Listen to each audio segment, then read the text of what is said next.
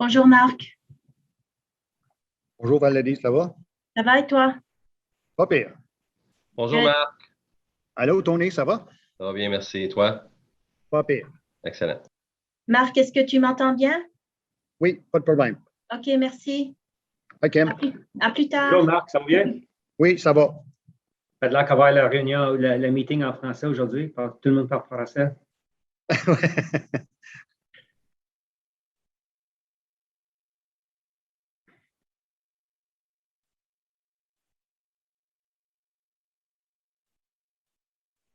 Just to let you know that we are live on YouTube. Thank you.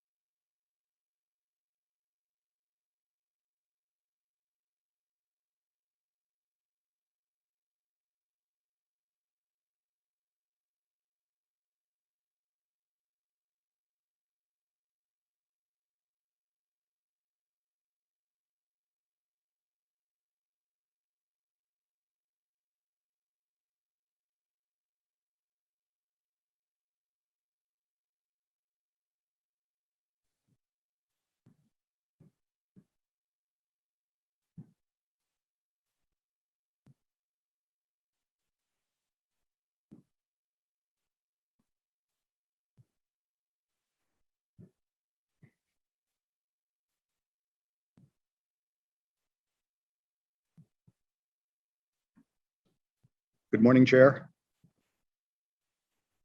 Hey, Mark. Morning, Chair. Good morning, Tony. How are you? Very good. We're live on YouTube according to the coordinator. So Okay. just so you know. Thank you. Okay.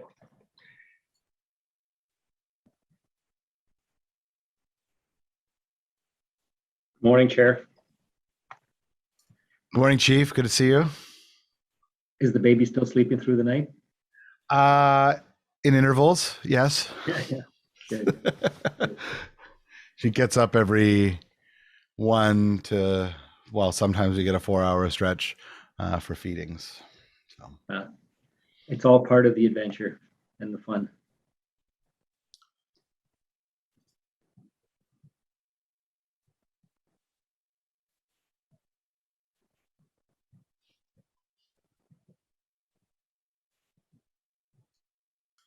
Mark, just for ease, can you drop the revised notes into our Teams chat, please? I just want to pull that relevant section out because I've done some work on the document.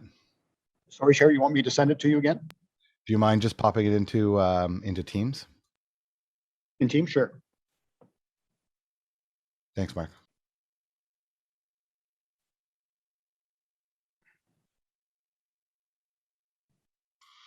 I just need to pull out the correspondence section and the delegation name just for the notes. That's all.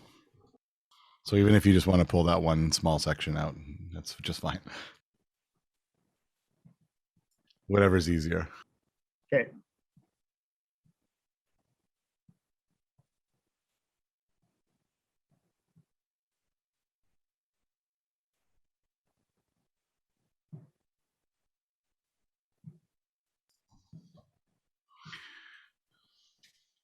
Mr. DeMonte, we still have you for a couple more of these, right? Or this isn't your last one. No, Chair. You got me for this one, and the one in October as well too, where we've got another bigger file too, community safety wellbeing. So towings today, community safety wellbeing, and a few other reports. So yeah, I'm here for another one. Well, I'm glad that I don't have to spend the next 8 minutes writing your eulogy. No, That's wonderful. no, and I hope you don't do that in the next one either. Just, friendly goodbye would be fine. Thank you. Okay, fair enough.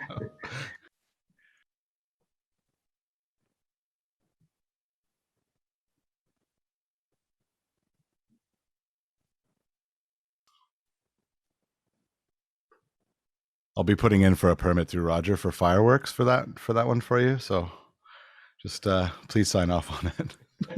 Okay.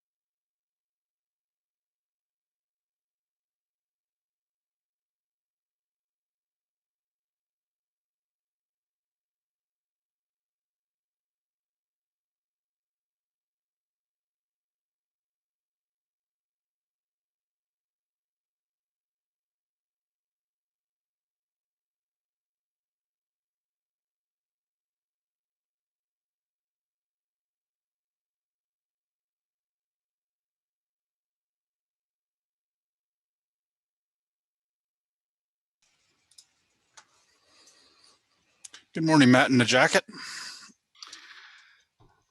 Good morning, Jeff in a sweater. How are you? I'm well. The office is freezing. Oh my Lord. Is it? It is. Good morning, Chief. Good morning, Mark. Good morning, Teresa. Good morning, Teresa. Good morning. Morning, Eli. Eli. Good morning, everyone. Yeah, I'm not sure what it is. The AC in my office is. Just ripping, eh? Yeah, It it's still chilly. thinks it's 40 outside. Yeah. Which gears? I think it is supposed to go up to, mid 20s today. So hopefully it'll even out for you throughout the meeting. I don't mind. I can always throw more sweaters on. That is true. At home, I just Anthony, bake. Anthony, we're really, well, personally, I'm sorry to see you go, but happy for you on your announcement. Thank you. That's very, very kind. I'm here for a couple more meetings though, so you can't get rid of me that quickly. We got a few more things to finish up. I've got to make sure we get them done for you. We're going to remind you why you want to leave. No, not at all. Thanks. Kidding.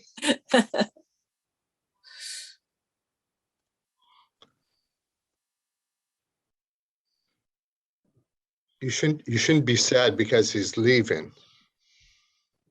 Because he managed 2 floods, 1 tornadoes, and 1 pandemic. What else, what else out Who there? knows what's ahead of us and who's going to There help you us go. then? He owes us nothing. Nothing. Exactly. It's totally selfish, I know. Happy for Councillor him. Councillor El Shansuri said it. He says maybe now the city will be calm. Maybe I was the black cloud bringing all those disasters for you. Aha, we discovered it. Okay. Well, honestly, when we had the tornadoes, Tony, he was at the fire truck with me. We were coming out and the mayor was there too. He's briefing us and he said to me, what the hell wrong with you? You get one flood, one tornadoes. What's next? Is pandemic? Well, guess what? We did have the pandemic, so. That's a Okay, true story, actually. Just watching out for the locusts now. Oops, I shouldn't have said that. Oh,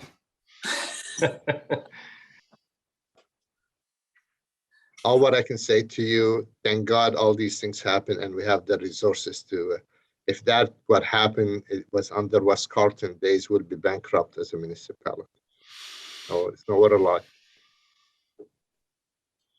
that is one good thing about amalgamation, is that we can all be there for each other in times like this. True. You're right. That is so true. You're right. People forget that sometimes.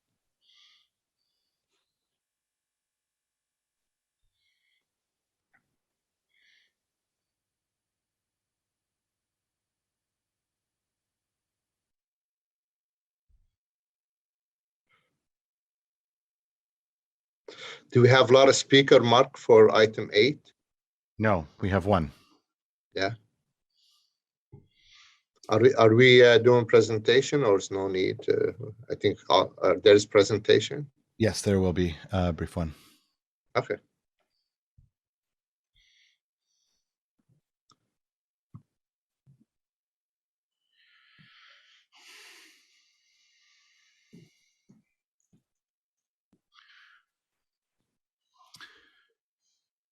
Mark, just so you know, this morning at 10:30, between 10:30 and 10:50, I need to step away for a meeting with a provincial minister, and Vice Chair Eglai will take over the chair during that time.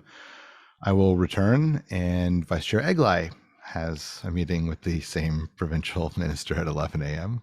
So we'll have a little bit of a So we'll have a little bit of an in and out during that time. So I just wanted to let you know that Vice Chair Eglai will take the chair from 10:30 until 10:50. Thank you. If Councillor Fleury doesn't ask so many questions, maybe we'll be done by 10:30. Good morning, Matt. Good morning, Matt. How are you? See what Blame me happened. for caring. Blame me for caring. I can take it. See what happened when you show up late to the party. You get picked on. He's still got a minute to spare. Okay. It's good to see you this morning. Is it chilly in your office over there too, Matt? Oh, great. It's perfect here. You're always welcome to City Hall. No, Jeff was complaining that it's a bit chilly over there this morning. Yeah, it is chilly on that side of the row. I don't know why. We're It's- warm on that side. We get the sun, all the sun on that side. Plus, Jeff is more mature than Matt, so. That's a very gentle way to put it. Yeah, I feel the chill in my bones, my the little pains, the aches. Good grief.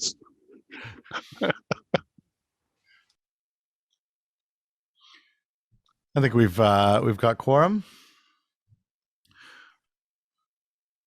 You're on mute, Keith. I'm sure it was a funny. I was saying more importantly, we have Chief DeMonte, so. That's right. No. That's right. Congratulations. Thank you. Thank you all. We'll miss you. Appreciate it.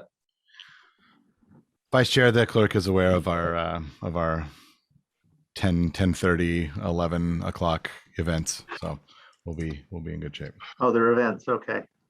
Are they events? I'll let you know how eventful they were.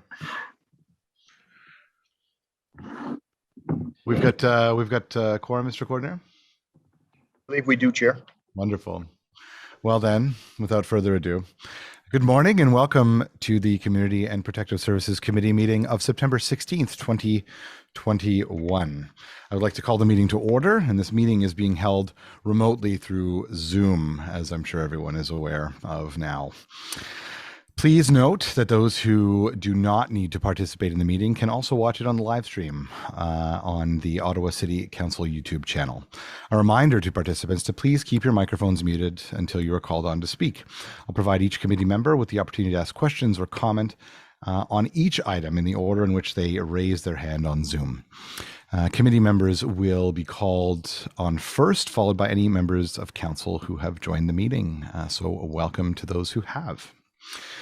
For panelists, the raise hand function is found at the bottom of the participants lists. For attendees, you'll find the raise hand button at the bottom of your Zoom window. For those calling in, please press *9 to raise your hand. You do not need to do so right now. The committee coordinator will be watching for those cues. The usual 5-minute speaking limit will apply. However, you can come back on the board. Members are also reminded to submit any motions, visual supports, or declarations of interest in writing to the coordinator at their earliest convenience. Although the deadlines have passed for residents to register to speak at this committee, residents may still make written submissions prior to council on September 22nd. If you have technical difficulties signing in to the meeting, you can contact the clerk's office at committees@ottawa.ca or by calling 613-580-2424, extension 28821. Well, welcome back. It's been a couple of months since the last meeting of CPSC. J'espère que vous avez pu vous détendre cet été. L'automne s'annonce occupé. I hope you've had some time to relax over the summer. We have a busy fall ahead. I would like to begin by acknowledging that Ottawa is built on unceded Algonquin-Anishinaabe territory, and the people of the Algonquin-Anishinaabe Nation have lived on this territory for millennia, and their culture and presence have nurtured and continue to nurture this land. And the City of Ottawa honors the people and the land of the Algonquin-Anishinaabe Nations, all First Nations, Inuit, Métis people, and their valuable past and present contributions to this land. Staff from Emergency and Protective Services have joined us to present a new business licensing regime and regulations governing towing service in Ottawa. I expect we'll spend some time discussing this today. So when we get to that item on the agenda, I'll introduce the report and speak to how we'll proceed. We'll also receive an update on bylaw and regulatory services activities in 2019 and 2020. And this report measures the services performance and outlines how they are dealing with increased demand. The report also highlights the key role that bylaw staff played in the city's COVID-19 response. In 2020, our bylaw officers stayed very busy enforcing COVID-19 regulations imposed by the province. They conducted proactive patrols and business compliance checks and responded to more than 13,000 pandemic-related service requests, including more than 2,400 calls about the temporary mandatory mask bylaw. That is on top of all of the other bylaw enforcement activities that were required of them this year. Les membres du personnel de services de règlement municipaux ont déployé des efforts considérables et se sont mobilisés au service de la santé publique tout au long d'une année hors du commun. Je tiens donc à les remercier. So thank you who made to our bylaw and regulatory services officers who made extraordinary efforts to serve public health in a year that was anything but ordinary. Also on our agenda today, we have an abundance of commemorative naming proposals to honor members of our community. Always a good thing to do, and an update from Crime Prevention Ottawa, and a bit of housekeeping to reaffirm that the Community and Social Services Department will maintain the city's programs for essential health and social support and supports in social housing. Now let's move on to today's agenda. I have received no regrets. Could the committee coordinator please call the roll? A reminder to members to unmute themselves when they are called. Thank you. Councillor Meehan. Here. Councillor Kitts. Here. Councillor McKenney.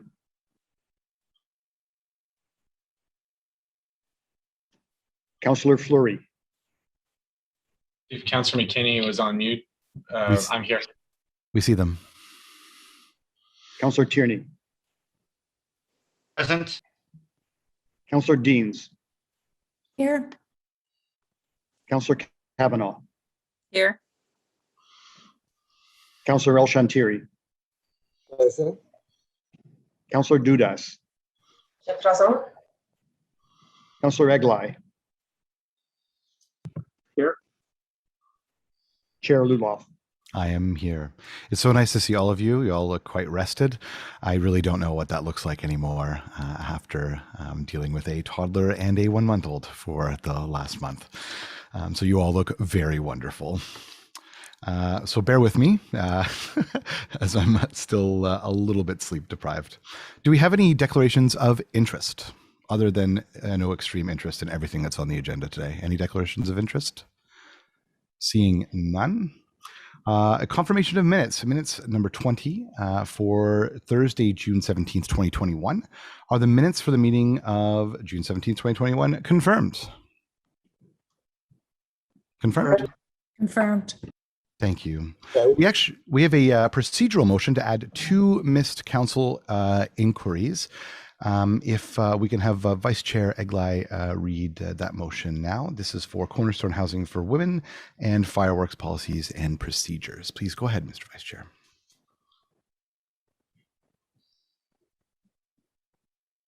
Thank you, Mr. Chair. If that motion can be put up on the screen, please.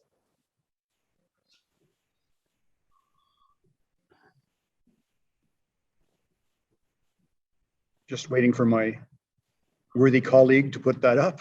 Just bear with us for a quick moment.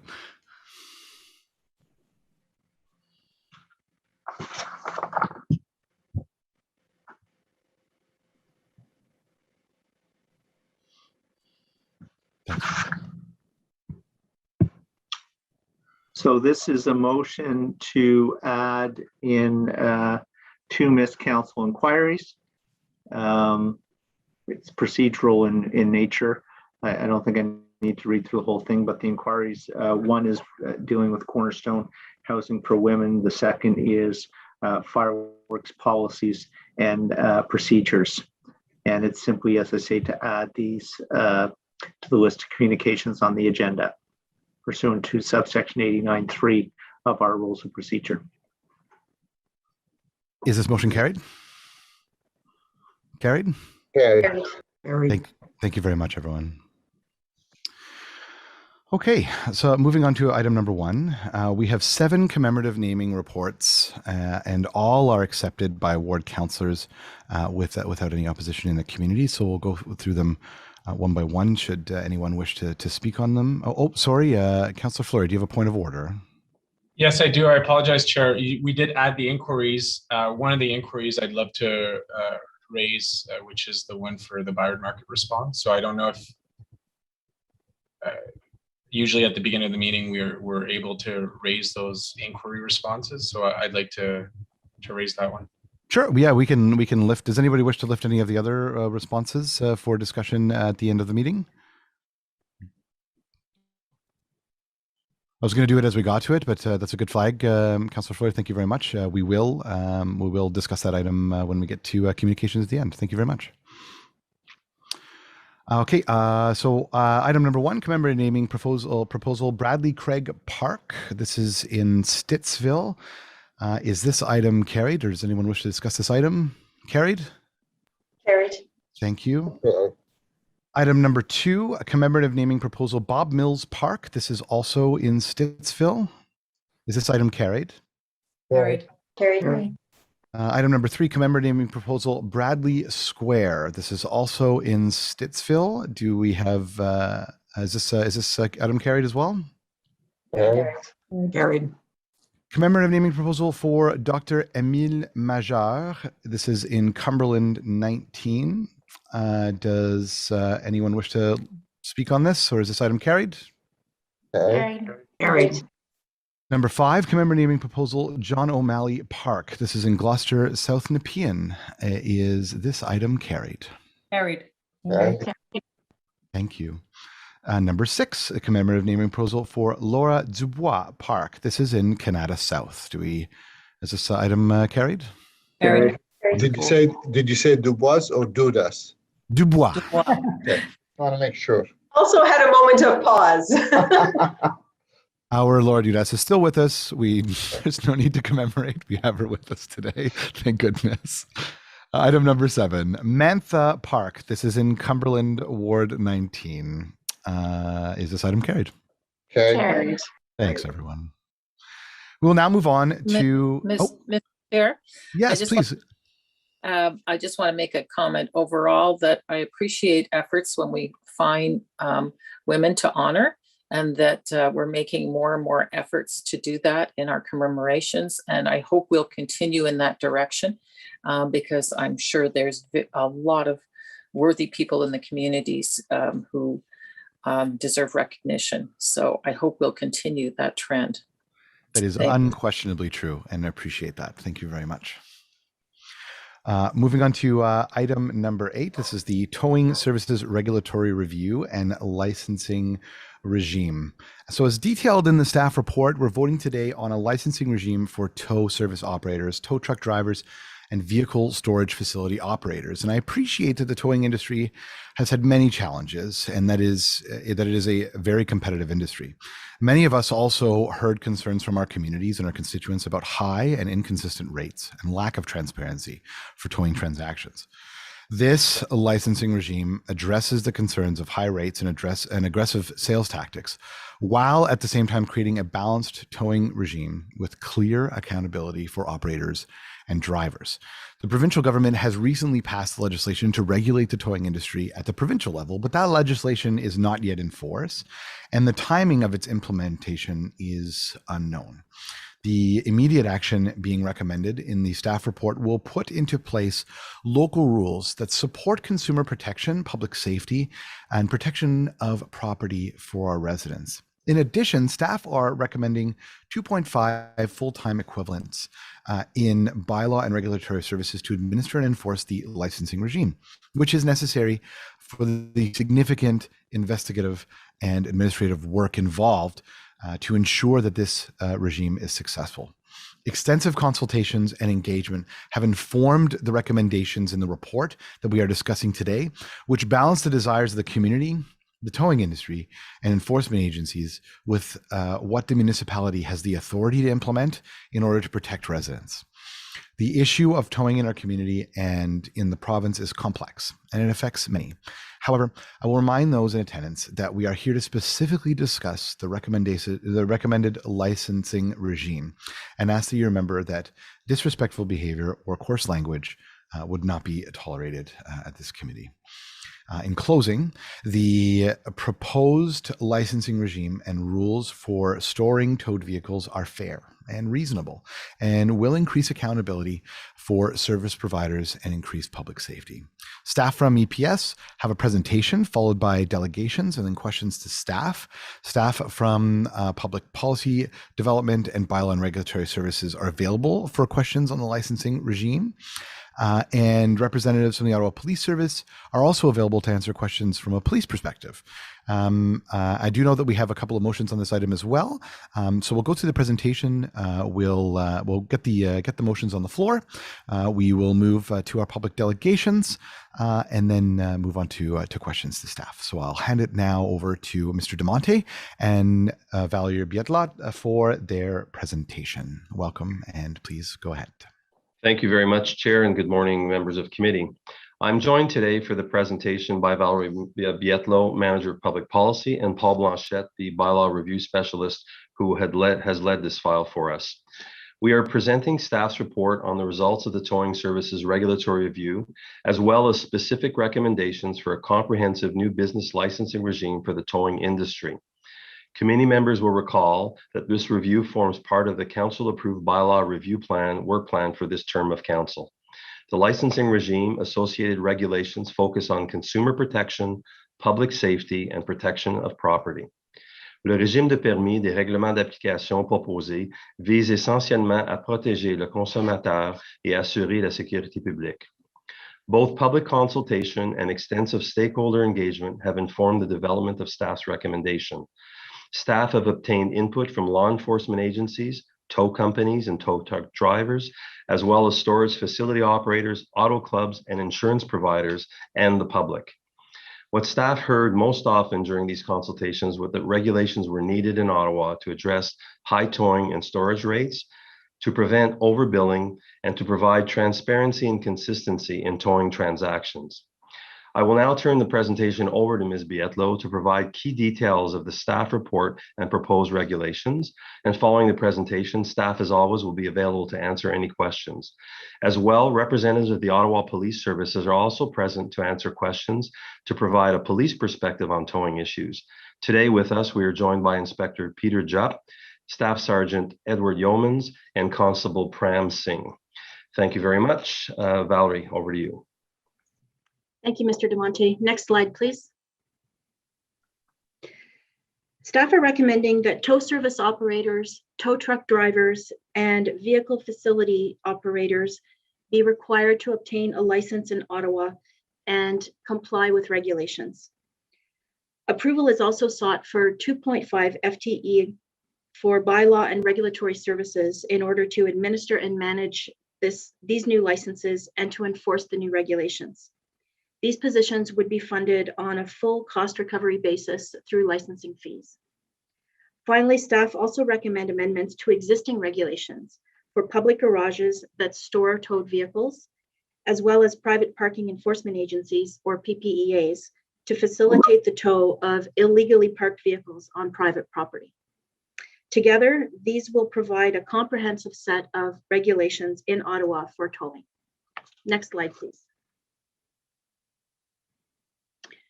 Tous les exploitants de services de remorquage, les conducteurs de dépanneuses et les exploitants d'établissements d'entreposage de véhicules devront obtenir un permis d'entreprise et se conformer au règlement.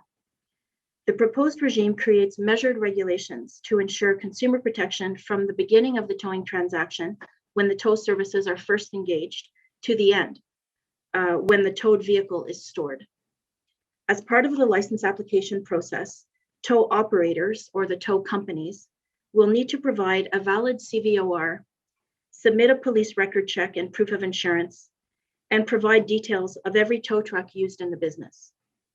Every tow truck driver will need to provide proof of a good driving record, submit a police record check, and disclose the name of the tow operator for whom they're providing tow services in order to obtain a license. Vehicle storage facility operators will be required to obtain a license and provide timely notice to vehicle owners of where their vehicles are stored. They'll need to keep logs of every vehicle that is brought to and stored at their facility for follow-up and investigation. They will also have to keep minimum business hours and allow vehicle operators access to the property to retrieve their personal possessions. The proposed regulations create accountability. Tow service operators will be accountable for both the drivers that they use for their services and the tow trucks that they use in their fleet. Tow operators will need to ensure that all of their drivers are licensed and keep detailed accounts of each tow service that's provided in order to allow for follow-up and investigation as needed. Vehicle standards are also proposed, and operators will be responsible for ensuring that every truck in their service not only is safe and free of mechanical defects, but also that it's appropriate and purpose-built for the actual tow service being provided. Each vehicle used in the service will have to clearly indicate the name and phone number of the company and bear the city-issued tow plate so that licensed providers are easily identified for both consumers and for law enforcement. Conduct rules for tow truck drivers will also be established. They will have to comply with instructions of law enforcement officials at the scene and follow the vehicle owner's directions regarding where the vehicle is to be towed. Drivers will be prohibited from inducing a tow customer to hiring them by misleading or deceiving them or making false representations about the state of the vehicle. Transactional rules to protect customers are also included in this licensing regime. No tow truck driver will be able to hook, lift, or tow a vehicle unless they have obtained prior authorization in writing to do so from either the tow customer or the police officer or other official at the scene. The tow customer will always have the first choice of which tow provider to choose. All tow trucks will be required to remain 100 meters from the accident scene unless their services are requested by the customer or an authorized official at the scene. An itemized list of fares and rates will also have to be disclosed to the customer as part of that authorization process, and the location of where the vehicle is to be towed will be recorded. Proposed regulations also create local enforcement and compliance tools for bylaw and regulatory services and for the Ottawa Police Service. Offenses for non-compliance by any licensee are created in the bylaw with charges with corresponding fines that can be laid for violations. The city's chief licensing inspector will have the authority to order the production of any document for inspection and review in order to ensure compliance with the transactional and other regulations. He'll also be able to inspect or require the inspection of any vehicle that's used in the tow service where necessary. And finally, the chief license inspector will also have the authority to place conditions on a license in order to address any issues of concern with a particular licensee and can suspend and revoke licenses if necessary. Next slide, please. An important aspect of the proposed regulations is establishing prescribed fares and rates for key towing and storage services. Un aspect important et essentiel des règlements proposés consiste à établir les frais et les tarifs imposés pour les services essentiels de remorquage et d'entreposage. Les frais imposés sont prévisibles pour le consommateur, permettent de prévenir la surfacturation et la hausse de frais et sont également équitables pour les fournisseurs de services de remorquage. Prescribed or set fees were supported both by members of the public and by some industry stakeholders, as they provide certainty for the consumer, prevent overbilling and escalating fees, and are fair for the customer and towing providers alike. Staff are therefore recommending that Council prescribe 11 key tow and service rates as part of this licensing regime. Examples include a $300 standard collision tow, $175 fare for a non-collision tow, $3.25 per kilometer after the first 20 kilometers, and a $60 a day rate for vehicle storage, both indoor and outdoor. Included in the standard collision tow and non-collision tow rates are associated services such as securing the vehicle and related administration fees, so that tow operators could not charge these extra fees for associated services, as this was an issue that was raised in consultation. Afin que les tarifs restent viables et équitables pour l'industrie, ils seront majorés chaque année d'après l'indice de prix à la consommation de Statistique Canada pour la région d'Ottawa-Gatineau. Les tarifs ainsi indexés seraient communiqués chaque année à tous les titulaires de permis ainsi qu'au public. In order to keep the rates viable and fair for licensees, staff recommend that they be increased annually based on Statistics Canada's Consumer Price Index for the Ottawa-Gatineau region. Increased rates would then be communicated to all licensees and to the public on an annual basis. Next slide, please. Both public garages and private parking enforcement agencies, or PPEAs, are already licensed by the city and touch upon towing. As a result, some new regulations are recommended to ensure consistency in towing and storage rules across the spectrum of services. Public garages include repair facilities and body shops where towed vehicles can be stored. Proposed amendments to their existing regulations include a requirement to file applicable vehicle storage rates with the chief license inspector and disclose these to the consumer upon request. If they charge for storage of towed vehicles, a maximum prescribed rate of storage of $60 a day, and a prohibition for public garage licensees to request or receive a drop fee. Private parking enforcement agencies, or PPEAs, are licensed businesses that use deputized officers to enforce the city's traffic and parking bylaw on private property.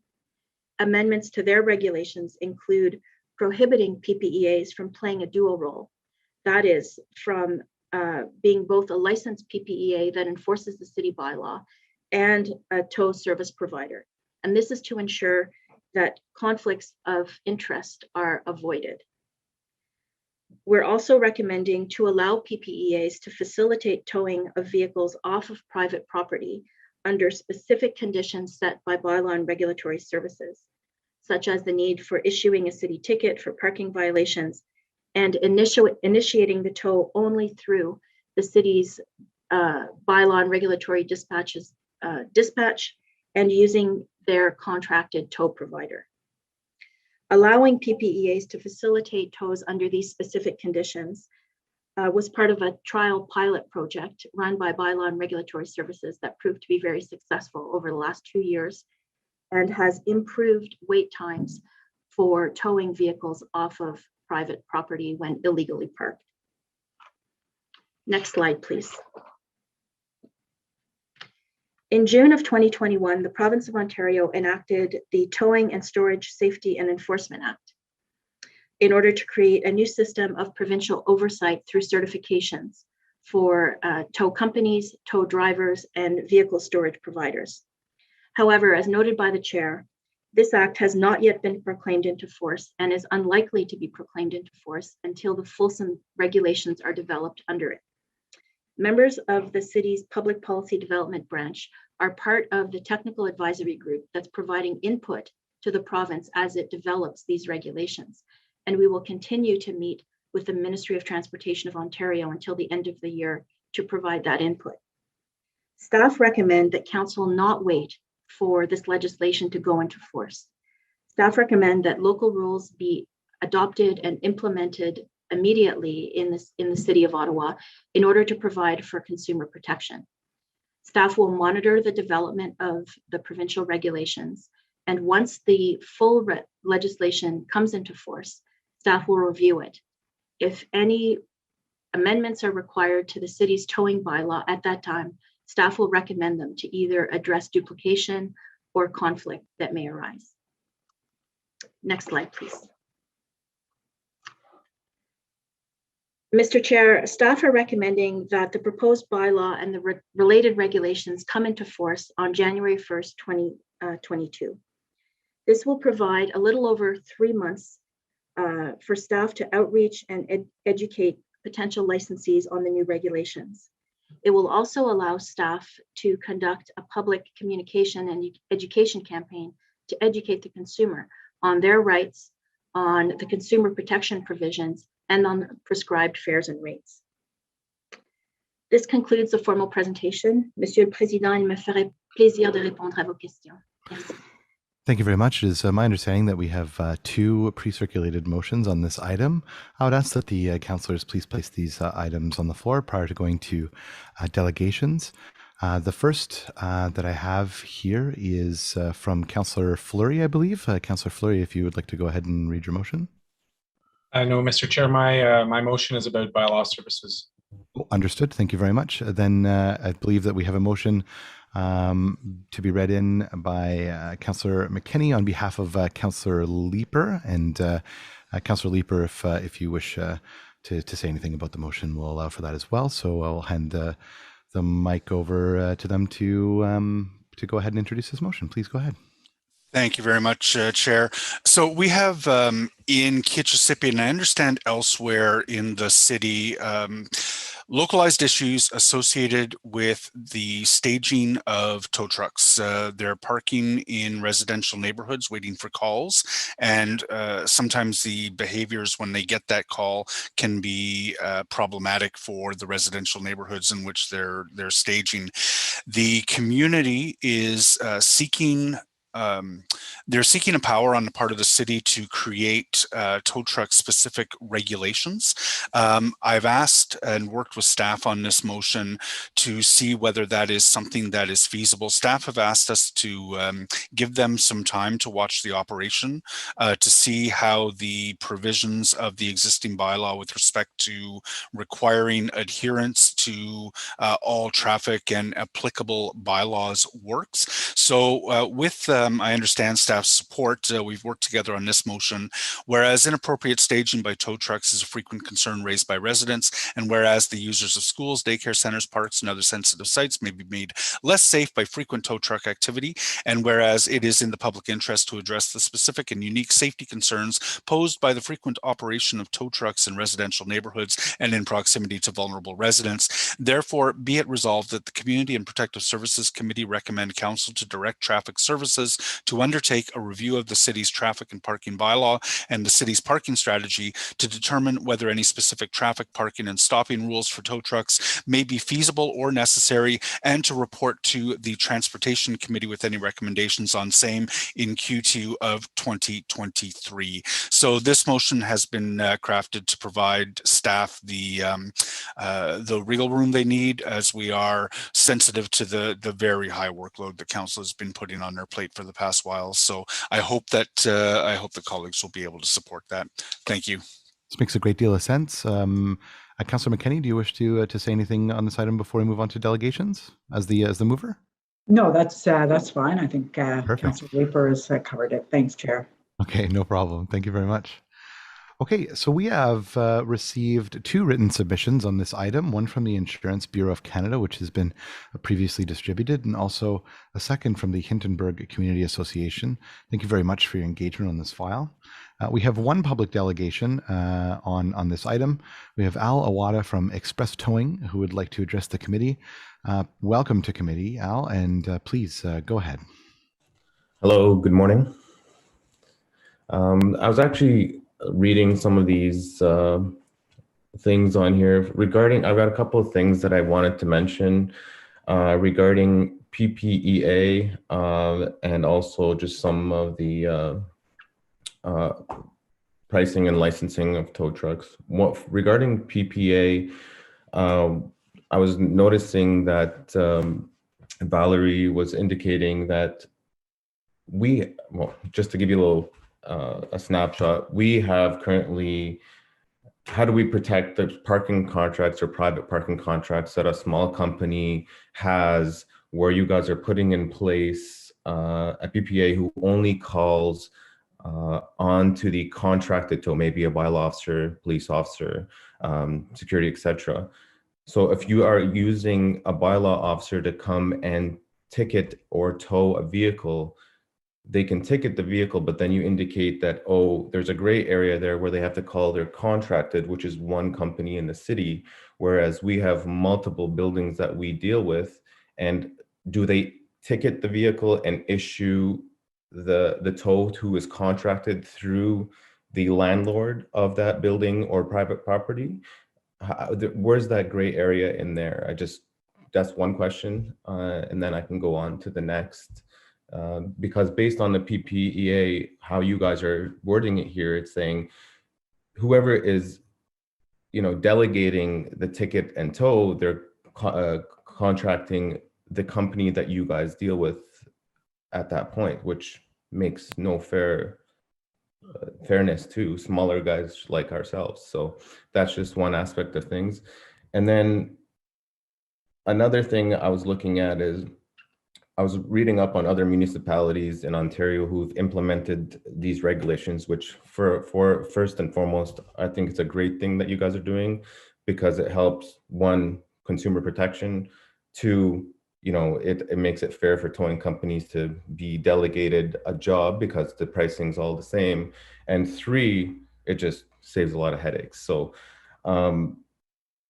under the pricing that you have had, it says basic services. I've looked at other municipalities and pricing. It says the basic services prices. I just was wondering if that you guys are going to delegate or put in the other pricings that are involved. May it be like I was looking at Brampton and other places, surrounding areas in Toronto.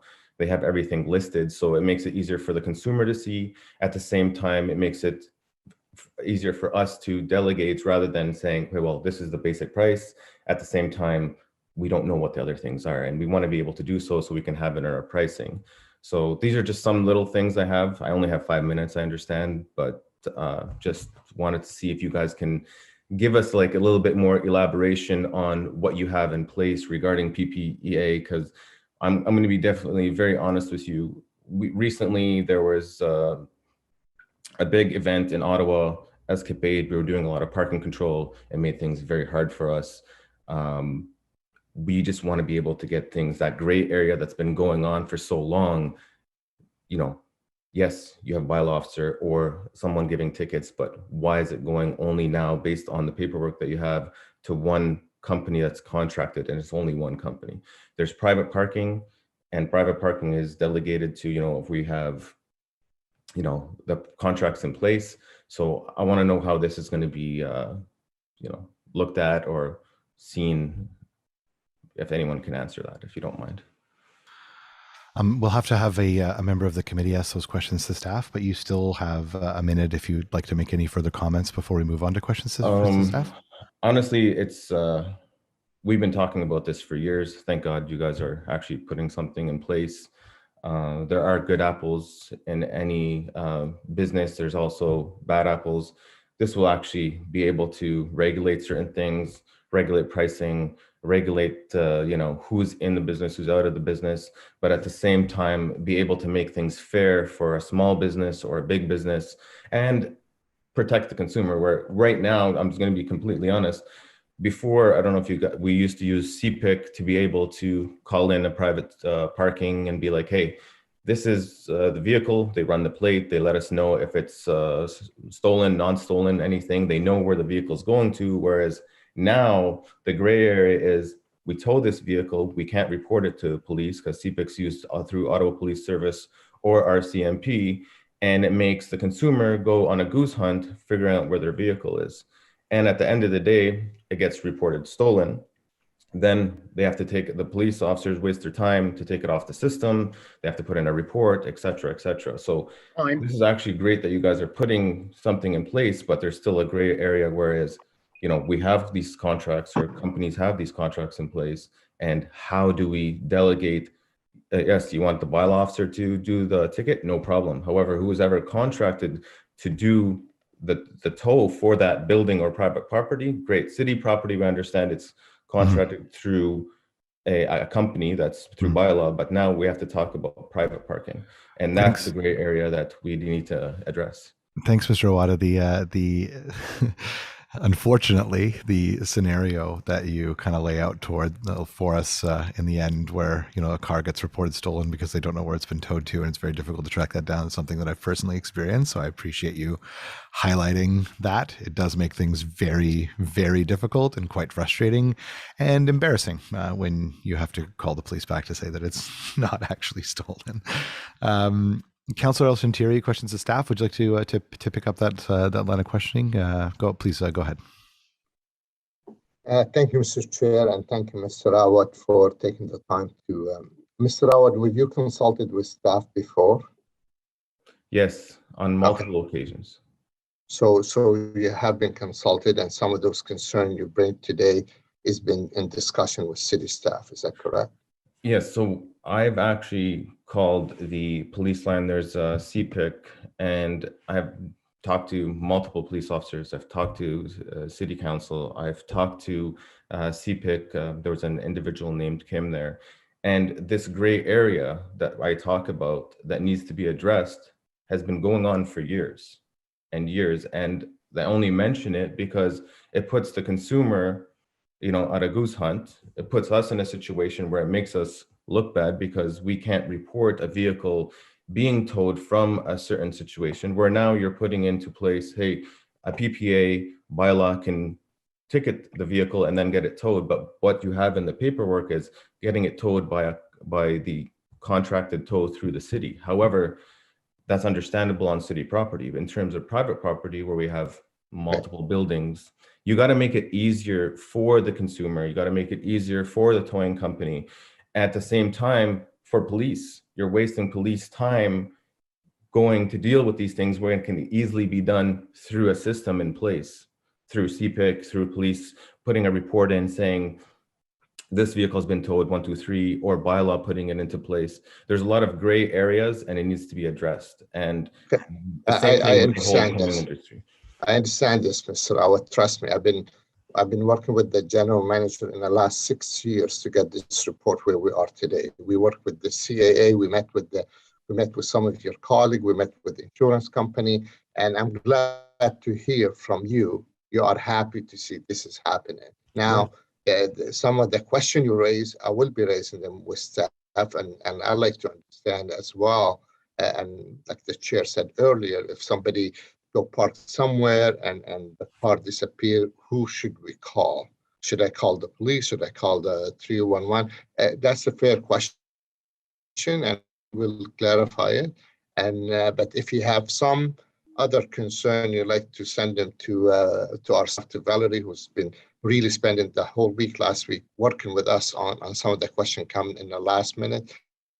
We'll need to work with you on this. But it's just want you to know to see people like you coming out in support of this bylaw and this regulation, because it is overdue. But thank you for taking the time to come in. I appreciate your time. Thank you. Unless Mr. Chair, staff would like to comment now, so we can nip it. I'm not sure. It's up to you. We'll finish with the questions to the delegation. We'll move right over to questions to staff. It will only be a couple of minutes, no problem at all. For questions to the delegation, Vice Chair Aguilera, please go ahead.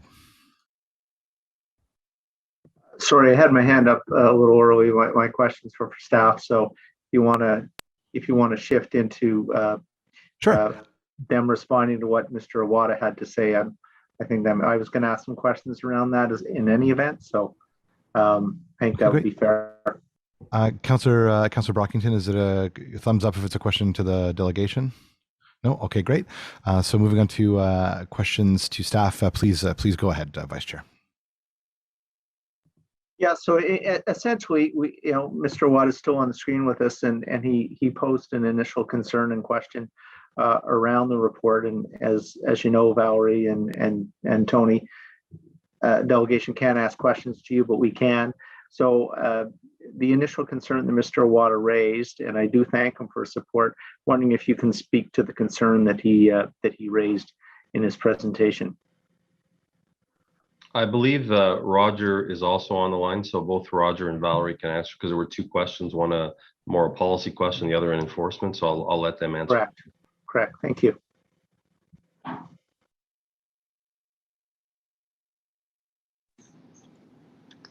I guess I can go first, Valerie. So, Mr. Chair, just on the PPA tow pilot, I can tell you that there was very little uptake on private property enforcement agencies actually doing towing. It's not the primary purpose of their work, and I can tell you that we had less than 50 tows that were done in the last couple years of that pilot.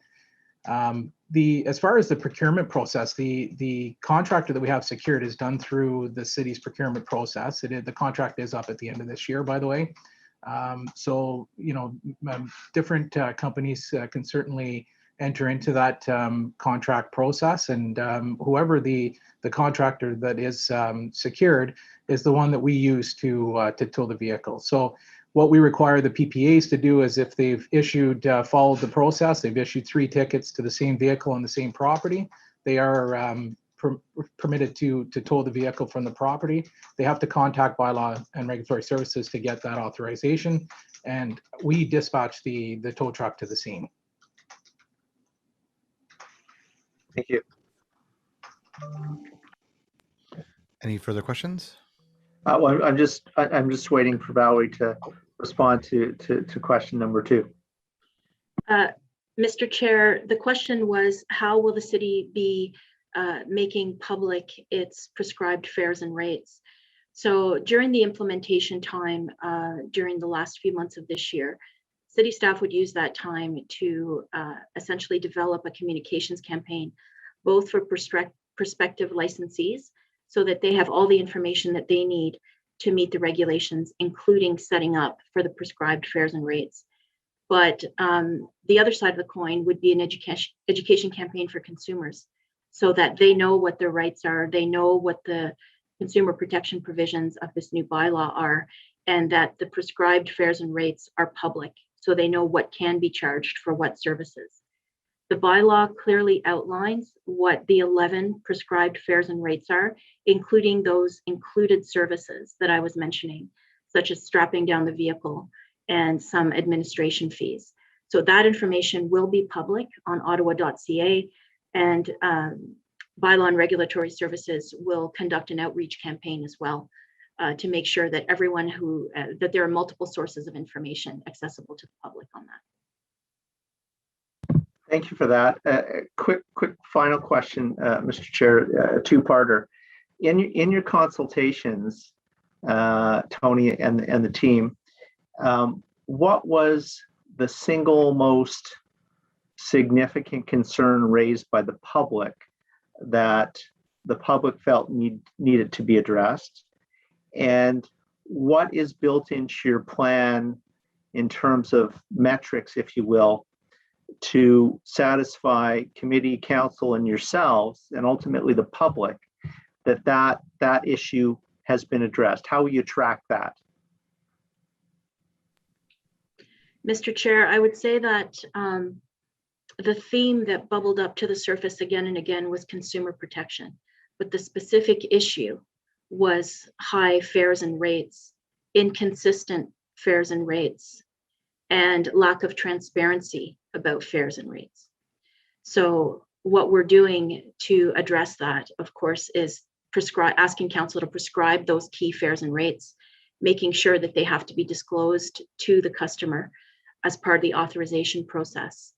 The metrics that we'll be using to measure the efficacy and compliance will be complaints received, service requests that are received, and communications directly to or from the industry itself. Because this will be a licensed group, we will be able to communicate with them more easily, and the Chief License Inspector will be able to do that as well. Thank you for that. I have no further questions, Mr. Chair. Thank you very much. Moving on to questions to staff from committee members. We have Councillor Tierney, then Councillor Fleury, and if no more committee members, we'll have Councillor Brockington. Please go ahead, Councillor Tierney. Great. Thank you very much, Mr. Chair. And it's been a long time coming. I'm very happy to see these new regulations. And I know Eli has certainly been all over this one for many, many years.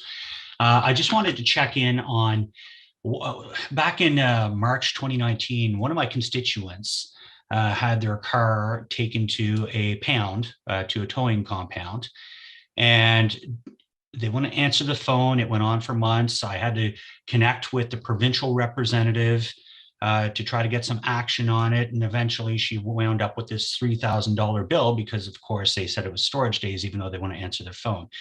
Do we have more of a stick now with some of these new regulations, specifically around the storage and on the properties and on that specific situation? It was widely reported by CBC in 2019. And that one really bugged me because literally they didn't answer the phone and just kept the meter running. Do you have any comment on that? Is there more strength in what we're doing today? Yes, Mr. Chair, we're actually proposing the regulatory system to address this very issue in part. So vehicle storage providers will need a license to operate in Ottawa, but the Chief License Inspector will know who they are. If they are operating without a license, then that is a subject for enforcement as well. Once they're licensed, whenever they receive a towed vehicle, whether that vehicle is as a result of an accident or a parking infraction or whatever the case may be, their requirements will be the same. They will have to advise the vehicle owner within 72 hours that they have their vehicle. They will have to keep regular business hours, and we're proposing from 8 a.m. to 6 p.m. In order to answer questions and deal with customers during those hours. They'll have to keep specific logs of every vehicle that they receive and every vehicle that leaves their lot. And they will have to allow vehicle owners access to their vehicles while in storage to retrieve personal possessions. Okay, terrific. So in the event they don't answer the phone, there wouldn't be that opportunity anymore. We're closing that door where they can't just put on the blinders and running up tabs. They'll have to comply, and if they don't, what kind of enforcement aside from taking the license away would we have? Would we be able to put chains on their gates and say you're closed as a business? Like, I'm just trying to make sure we have enough stick power on this one, and it's not just some kind of legislation we're proposing without some kind of action.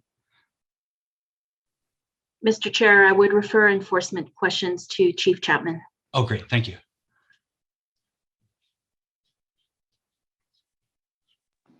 Hey, Roger. Good morning. Mr. Chair, yeah, so as far as the licensing regime goes, you know, our authority would be to either apply conditions to the license, revoke the license, or suspend the license for continued non-compliance. If we're in a situation where we've revoked the license and this storage yard is no longer licensed, this would then become a police matter for non-compliance. So I will defer to Ottawa Police representatives to speak to that. Thank you.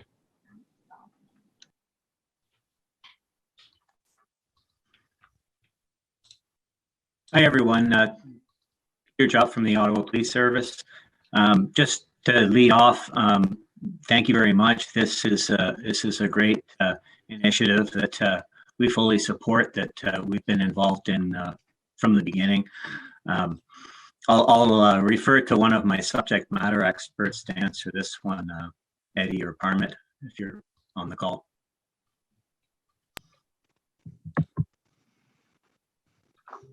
This is ridiculous.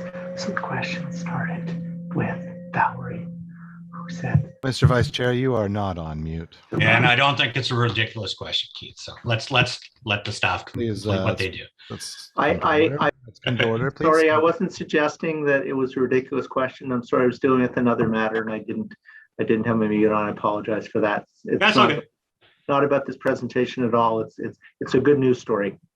Councillor Turney, you have the floor. So I will say, in regards to enforcement of that particular situation, to me, it would appear to be very straightforward. We have an unlicensed operator with a vehicle that they're not authorized to have. Police would be contacted, we would attend the scene, and we would sort it out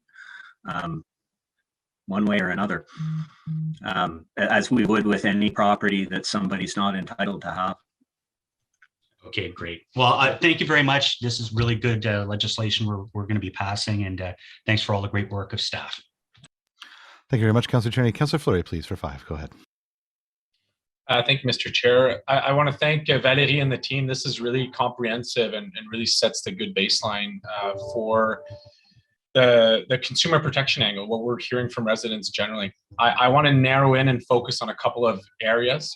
I will be supporting the report, and I do think it's an important measure. I will be supporting Councillor Leeper's motion as well. Valerie, I want to ask you a couple of questions. So the "where's my car" element, I know you've clarified expectation. We work in real time, and you've recognized that in our conversation. But why did we land on 72 hours to inform a plate? Like, why don't or a tow? Why don't we require sort of a centralized database where, say, 311 could, if called upon, could inform the resident of where their car is located? Just trying to get clarity on the why 72 hours. Mr. Chair, 72 hours was one aspect that we researched fairly extensively, and we got feedback from the industry. So let me take a step back. If someone's vehicle has been towed as a result of a parking infraction, based on the process that Mr. Chapman has already outlined, any consumer can call 311 and find out which storage location their vehicle has been towed to. However, generally, we felt that 72 hours was a measured balance approach. So giving enough time to the vehicle storage provider to receive the vehicle, update their logs, and then take the steps that they need to identify the registered owner of the vehicle if they're not known, and then contact them. A shorter time period of 72 hours, we heard from the industry, would be challenging. So we're proposing 3 days maximum. So within those 3 days after receiving the vehicle, the storage provider would have to contact the registered owner and tell them where their vehicle is. I think that's one of the areas that I'd love for us when we do a review to consider, because I think people are working in real time and there are open data sources and so on where people could track in real time where their vehicle is if it is impounded. I think it goes back to the chair's comment relating to, is it a theft or is it was it towed? So maybe we can kind of put that on the review environment. I think this is the right baseline to start us off. It takes the right measure, but I would like us to consider that. Could you also clarify the complaint? So if ever a resident felt that elements of consumer protection or this licensing regime would like to provide a complaint, how would that be received by the city? Would that be a fraud and waste? Would that be a 311? Is there a specific liaison on this licensing? What's the approach? Mr. Chair, any consumer or resident who has concerns about this future licensing regime, either the performance of a particular licensee or general concerns, should forward their complaints and their comments through 311. That is the quickest way to have a complaint registered. It allows us to keep data on these service requests. And as you know, then the issue gets forwarded immediately to Bylaw and Regulatory Services, where the Chief License Inspector can then review the complaint and take action as necessary. So 311 is the best bet. Okay, thank you. Final one. So Councillor Leeper's motion is the right one in terms of the studying, but I wonder why we didn't consider in scene response, like say there's an accident on the 417 or on a city road, and then people chase, right? The towing operators chase to get there to get the service. Why didn't we require all licensees to be dispatched or to be called by an official or by a resident to get to the scene? I'm just wondering why we didn't go as far as that. Mr. Chair, let me clarify. It will always be the consumer's first choice to choose their towing provider. We know that some consumers are part of auto clubs, or they have towing arrangements with, for example, their vehicle dealership or any other arrangement. So it's always up to the consumer. That 100-meter separation distance from an accident scene is maintained in this bylaw. That regulation sits in the traffic and parking bylaw, but it will continue to be enforced, and it is a requirement of this bylaw as well. In terms of developing a city-administered dispatch system, Mr. Chair, that was outside of the scope of our work. We've put in consumer protection provisions to make sure that only providers that are requested by the consumer or by officials at the scene can actually come close to the scene within 100 meters. We have not found an example of a municipally administered dispatch system. And we know that the Ottawa Police Service has a policy in place to deal with calling a tow provider when the consumer is unable to do so. So from the staff perspective, these issues have been addressed through consumer protection provisions, and the exploration of a dispatch system was out of scope for our work for this bylaw. Okay, and then my final question is maybe a direction for the review as well. This sets the baseline in terms of consumer protection, in terms of licensing. No question, we're there. I want to applaud the work. Could we review, when we met, I highlighted a couple of elements that, to your point, are a bit out of scope, but at some point could be good to consider. I called it the one city approach, where police has their own tendering and dispatch system for towing. Bylaw has their own, Public Works for winter ops has their own, and that's not changing as we're doing this. So I wonder if when you come back and do a review, if we could bring that lens in consideration, as residents don't want to jump loop and is it a complaint because of a bylaw? Is it a complaint because it's private parking? Is it a complaint because police towed it? Like, that starts to complexify the reporting and the approach. So I would just love if considerations in the review could be done in the one city lens environment. Councillor, is that meant to be a direction to staff? Yeah, I guess so. It's just elements to consider in their review. So maybe we can get staff's opinion on whether that's something they can do, and if it is, maybe you can work on putting pen to paper, so to speak, so we have a more formal direction. Mr. DeMonte, can we hear from you on that?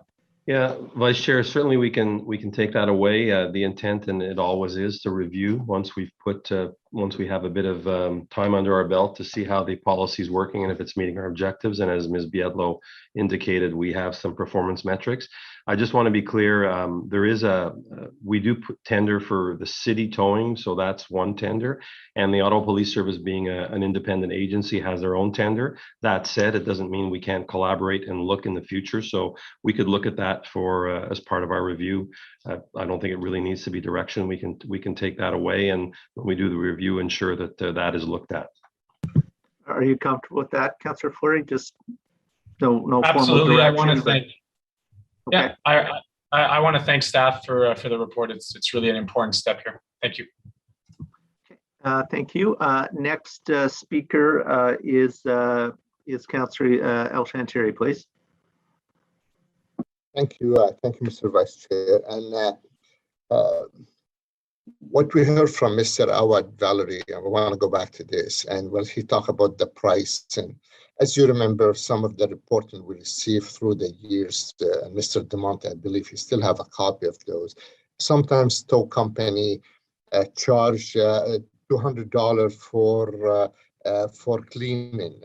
Sometimes they charge something for using the kitty litter to absorb the oil on the highway. Like those additional charges, if I heard correctly, Mr.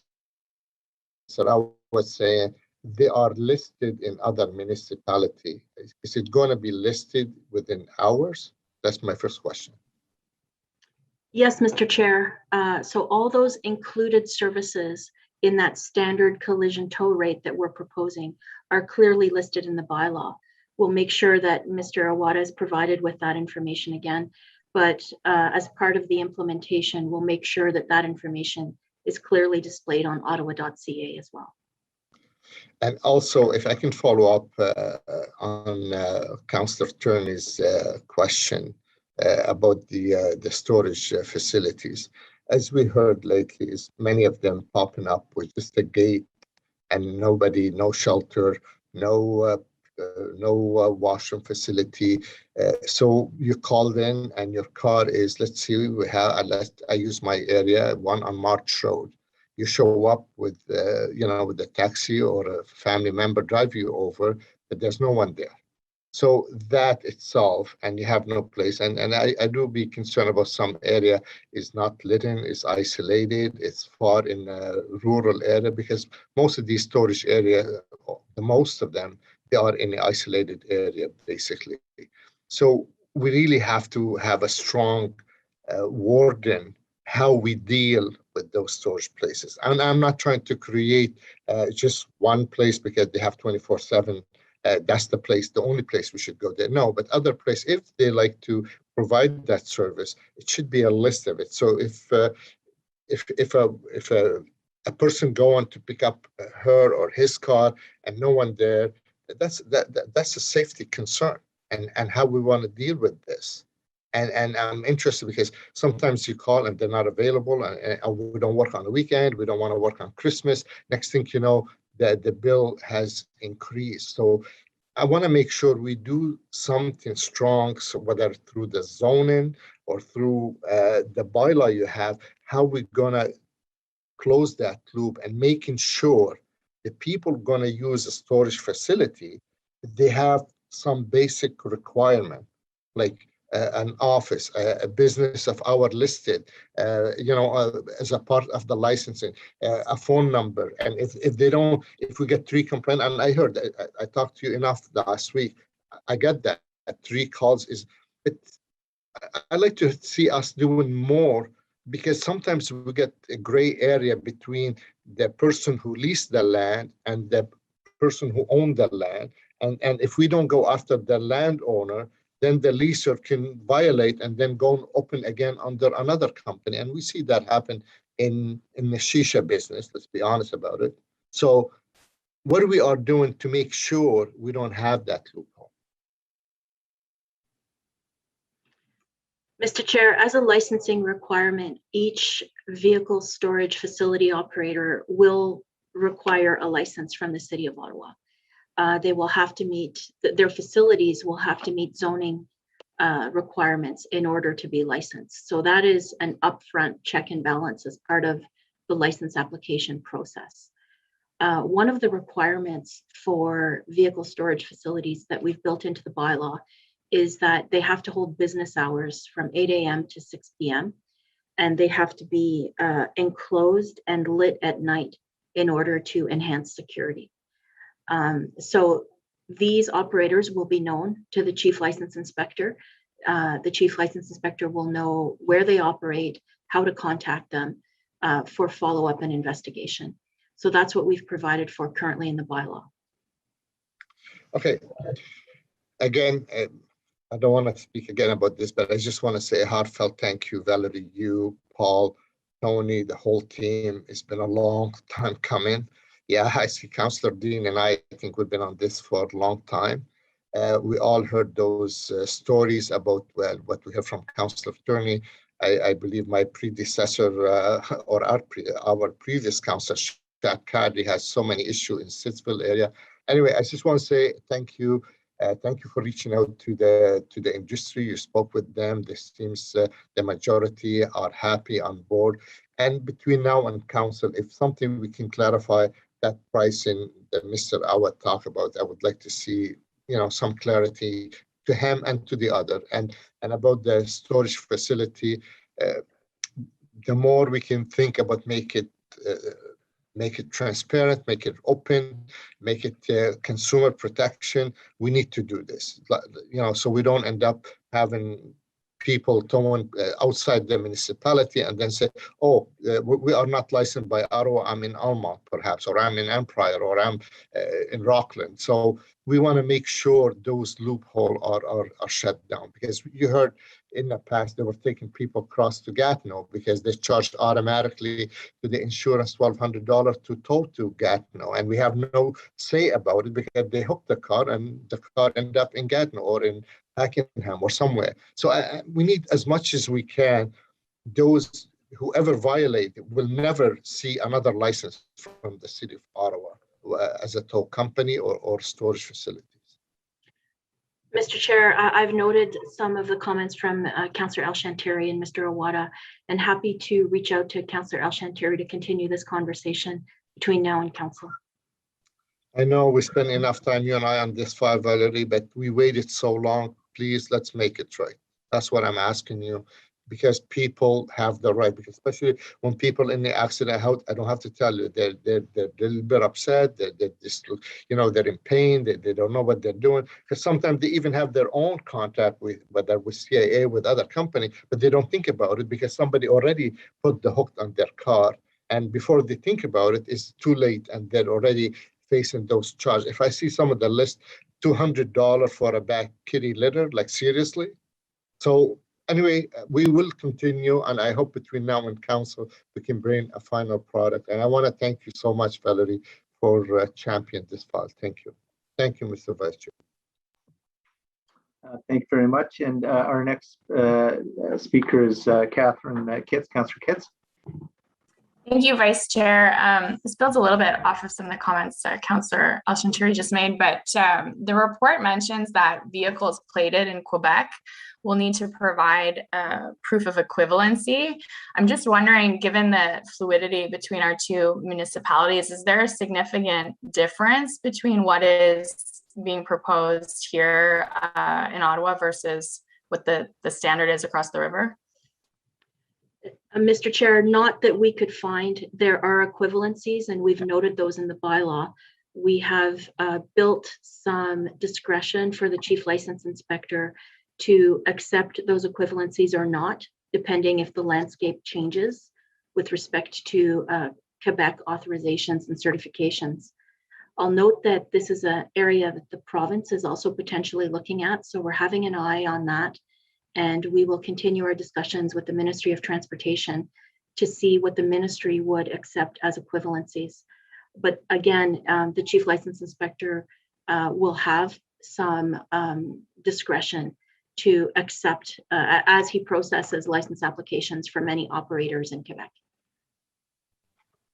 Okay, that's great. Thank you very much. Just wanted to ensure there wasn't a potential loophole there. And I'll add my thanks for this great work. This is really overdue. Thank you. Thank you very much. And seeing no other committee members, I'll turn the mic over to Councillor Brockington. Thank you, Vice Chair, and thank you to staff as well. I've certainly followed this since I got elected and note a number of concerns in the public with the industry. It's disappointing. It really got out of hand. Many tow truck drivers are like sharks circling vulnerable people who have been in collisions, who are disoriented, who could be injured, and the industry is ripe for regulation across the province. We've seen the province take some action, but it really has gotten out of hand. And as the GM stated in his opening remarks, this is about high rates, overbilling, and the lack of transparency. And that's exactly what the industry is like. You see them on islands near Queensway on-ramps. You see people in fender benders, and they're literally circling, salivating at the opportunity to take advantage of the situation. So the regulations are very much appreciated. Can I get a sense from staff what the average collision tow is now, what the average non-collision tow is now, and what the average storage fee is now? Yes, Mr. Chair, my colleague Paul Blanchette from Public Policy Development did do an environmental scan of other municipalities in Ontario and can provide you with an overview of that. I'll turn it over to him.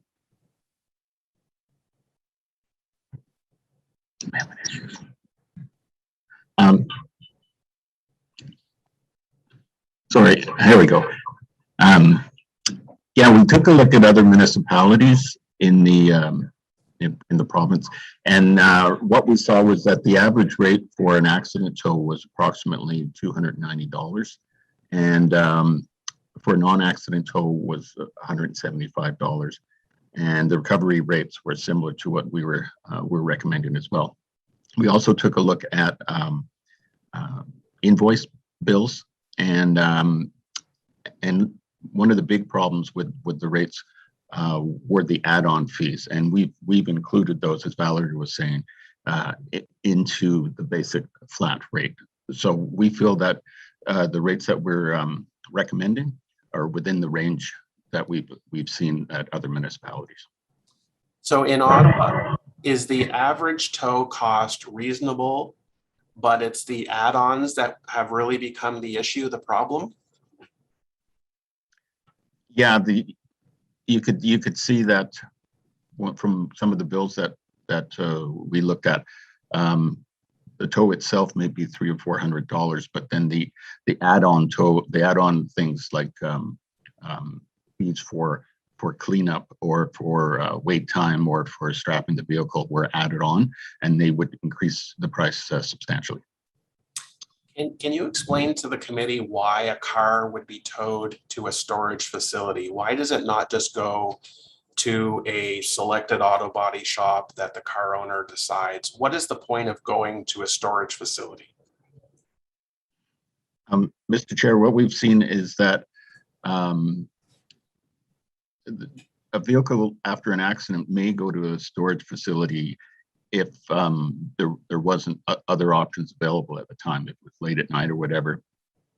But what we feel is that it's really up to the customer, and part of the transactional provisions that we're adding to the bylaw will make those conversations required, whether it goes to the process, whether it goes to the collision reporting center, or it goes to a repair facility, or to a storage. But storage is often the last choice.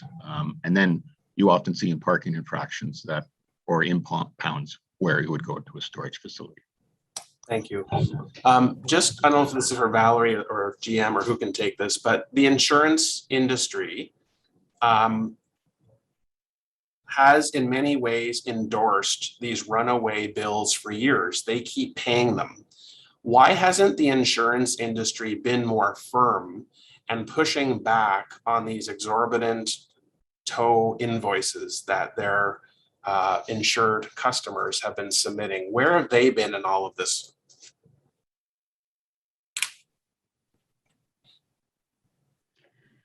Mr. Chair, I can't speak for the industry, of course, but I can confirm that we have consulted with both the Insurance Bureau of Canada and individual insurance providers, where we got local information about invoices that they were seeing in Ottawa for towing and storage services. I could share with you, Mr. Chair, that there is frustration from the industry representatives that we have consulted with about the uneven billing, the high rates, the lack of transparency. It is my understanding that some insurance providers will challenge a particular invoice that's provided either for towing or storage, and that those challenges can be, in some cases, brought up through the consumer protection complaint system of the province. There may be other ways as well to challenge a particular invoice through civil complaints. But again, what we were trying to do and what we are trying to do is bring some measure of consistency in the prescribed fares and rates. That aspect has received a great deal of support from the industry stakeholders that we consulted with. Excellent. And finally, when do the new regulations go into effect? Mr. Chair, we are recommending January 1st, 2022. Excellent. All right. Thank you very much, Chair. Thank you very much, Councillor Brockington. I see that Councillor Kavanagh has her hand up. Thank you. I waited till after Councillor Brockington. I didn't want to bump him. I didn't bumped a few times there.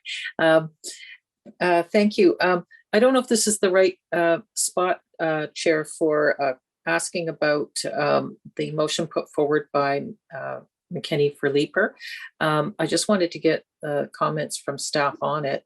Well, it depends. It depends, Councillor. I don't see any other hands up. There's no other hands up for questions to staff generally. I see Councillor Meehan. Councillor Meehan, were you trying to raise your hand? Yes, I was, Vice Chair. Thank you.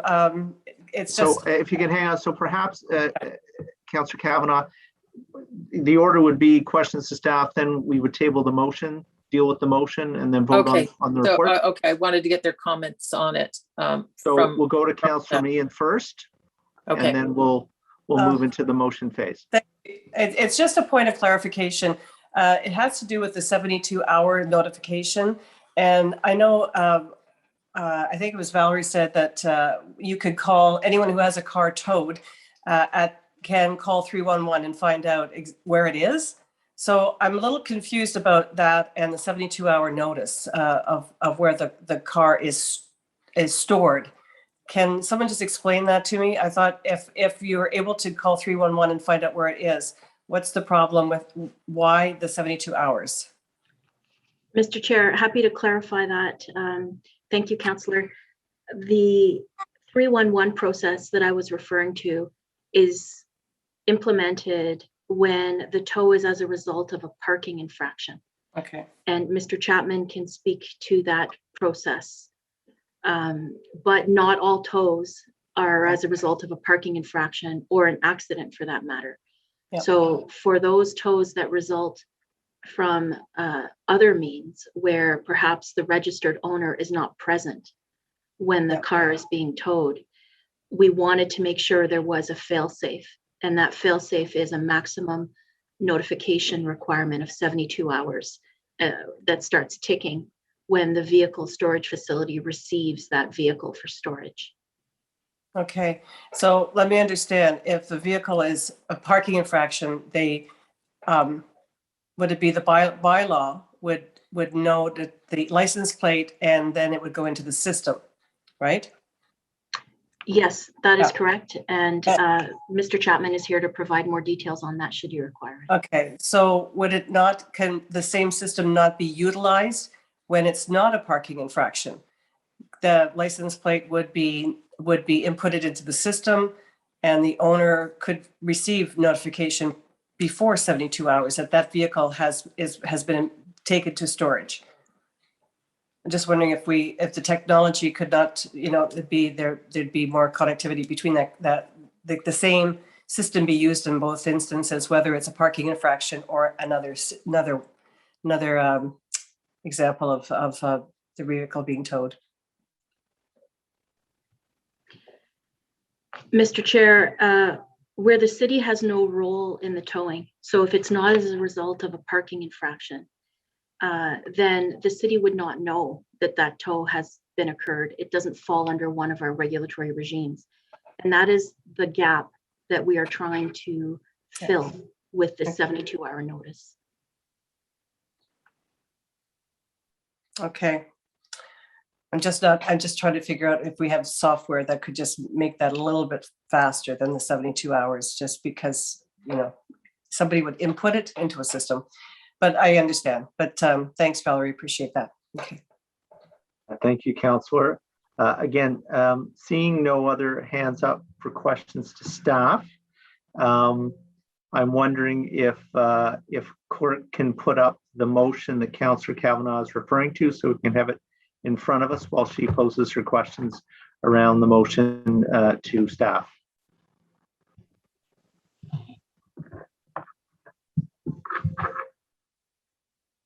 Okay, thank you, Chair. And like my colleagues, I want to thank staff for all the work they put into it. I appreciate the briefing they gave committee members overall on this. And when we met, I mentioned there were issues about where tow trucks were parking. And so I appreciate this motion. This works out really well. I just wanted to get the comments from staff on this, because it was an issue in terms of where tow trucks were and being close to vulnerable residents. So I'm happy to see it here.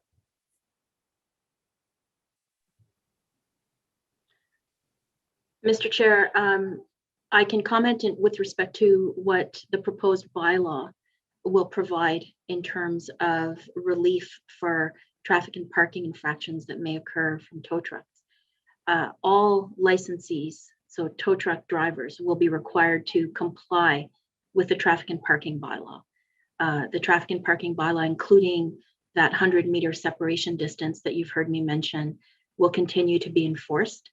So in situations of non-compliance, charges are available under the traffic and parking bylaw.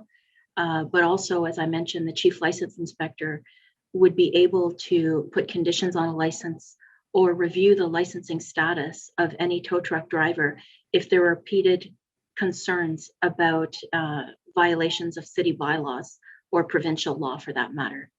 With respect to this motion, it is my understanding that it has been thoroughly vetted with Transportation Services staff and that they are in agreement. That's great, because it's sort of another area. It's where the tow trucks are parking, waiting to, usually it's right near exits, but sometimes those exits are in parking lots that are close to residents. And we've heard complaints about that ongoing all summer, actually. So I appreciate that targeting. It's about when they're sitting there, the engine's running, ready to get onto a highway ramp and find customers, I guess. So it's a little bit different. They're not on streets. They're usually in parking lots, but the parking lots happen to be very close to residents. And so there's some issues with noise and behavior and just overall disturbance. I don't know if Mr. Chapman wants to comment on that, Chief.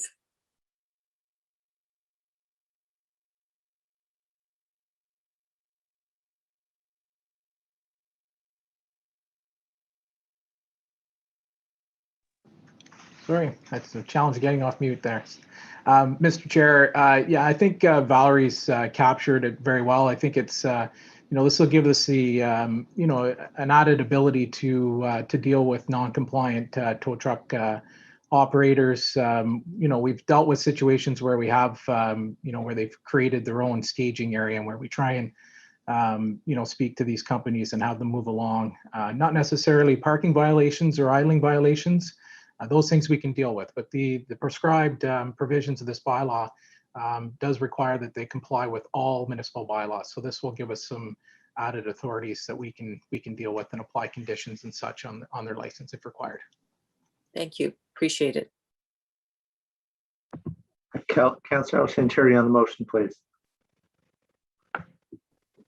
On the motion, I'm okay with the motion, but I just have one quick question to Valerie or Mr. DeMonte, if I may.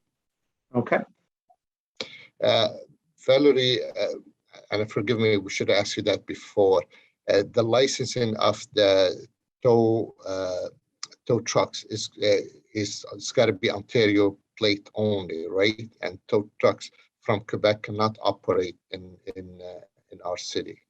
I just need to clarify that, or we need to put a motion about this, not to allow cars to cross to Gatineau unless the owner wishes to send it to Gatineau. Because we heard in the past that some company, they're just taking them to Gatineau, whether we like it or not. Mr. Chair, to clarify, operators from Quebec can apply for a license in Ottawa. They will have to meet all of the licensing obligations and regulations in order to operate in Ottawa. We want to create the situation with, if there are providers that are coming to Ottawa in response of a consumer call or whatever the situation is, they have to have a business license to provide those services in Ottawa. They have to meet all the same requirements. So, Mr. Chair, I would just reiterate that with respect to the destination of the tow, part of the authorization process that we are recommending will require the consumer to decide where the vehicle is being towed. There will have to be authorization for that, and that will be recorded as part of the process. So that's as far as the operator, but as far as the storage facility, that's only we can only license and making sure it's the one in Ontario. Is that correct? Yes, only storage facilities in Ottawa. Okay, thank you. Thank you very much. And I will be meeting with you before council meeting. Thank you. Thanks a lot. Thank you, Mr. Chair. You're welcome. I don't see any other hands, either motion related or related to the report itself. I know Councillor Leeper had to leave the meeting. It sounds to me like the motion will be passed, but I don't know, Councillor McKenney, if you want to make any kind of wrap up on the motion before we go to the vote. Yeah, I don't think I need to take much time. It just really is to ensure that staff have as Chief Chapman said, that they have the tools that they need to ensure that staging is done in a way that doesn't put residential neighborhoods, vulnerable road users, pedestrians, kids going to school, families traveling to daycare, at risk. So it is just an added tool, and it's a direction to come back in Q2 of 2023 with any specific rules that they feel that they would need to be able to come up with their traffic rules that they need to ensure this. So the timing is far enough off. We recognize that staff have got a full work plan right now, so it certainly gives them time to consider this. Thank you. Thank you, Council. I see the chair is back.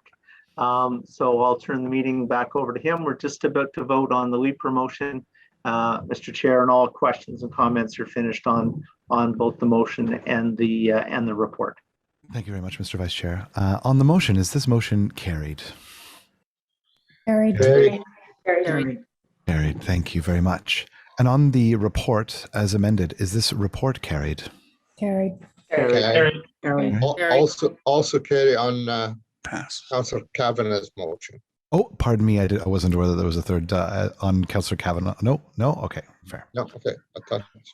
Okay, moving on to item number 9, Bylaw and Regulatory Services 2019 and 2020 Annual Report. So we do have a PowerPoint presentation from our Chief Roger Chapman. We've received no correspondence from the Clerk's Office to date on this and no delegation, so I'll turn it over now to Chief Chapman. Please go ahead. Chair, if I may, I'll do just a little introductory comments. Absolutely. Please go ahead. Thank you. Thank you, Chair. Roger Chapman will be taking you through the presentation today that goes over Bylaw and Regulatory Services activities and accomplishments over the last 2 years. But before he begins, I want to take this opportunity to acknowledge the dedicated staff in that service, particularly over the last 18 months during the pandemic. Chair, you mentioned this in your opening remarks.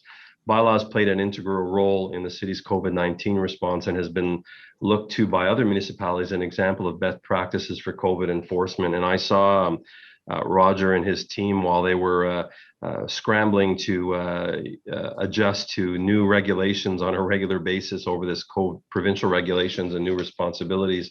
Other municipalities often look to him and his team for leadership with regards to how to approach some of these new challenges they had. This team has taken so much on, and you'll hear in the presentation, continues to provide many valuable services to our residents, despite the unpredictable circumstances, and on top of being on the front line of enforcing the regulations that kept our community safe with our public health team and their recommendations. So enforcement is an important part of that as well. So I hope you join me in acknowledging their commitment, and now I'll turn it over to Roger. Thank you for allowing me to do that introduction. Thank you very much, Tony. So we'll go to slide 1.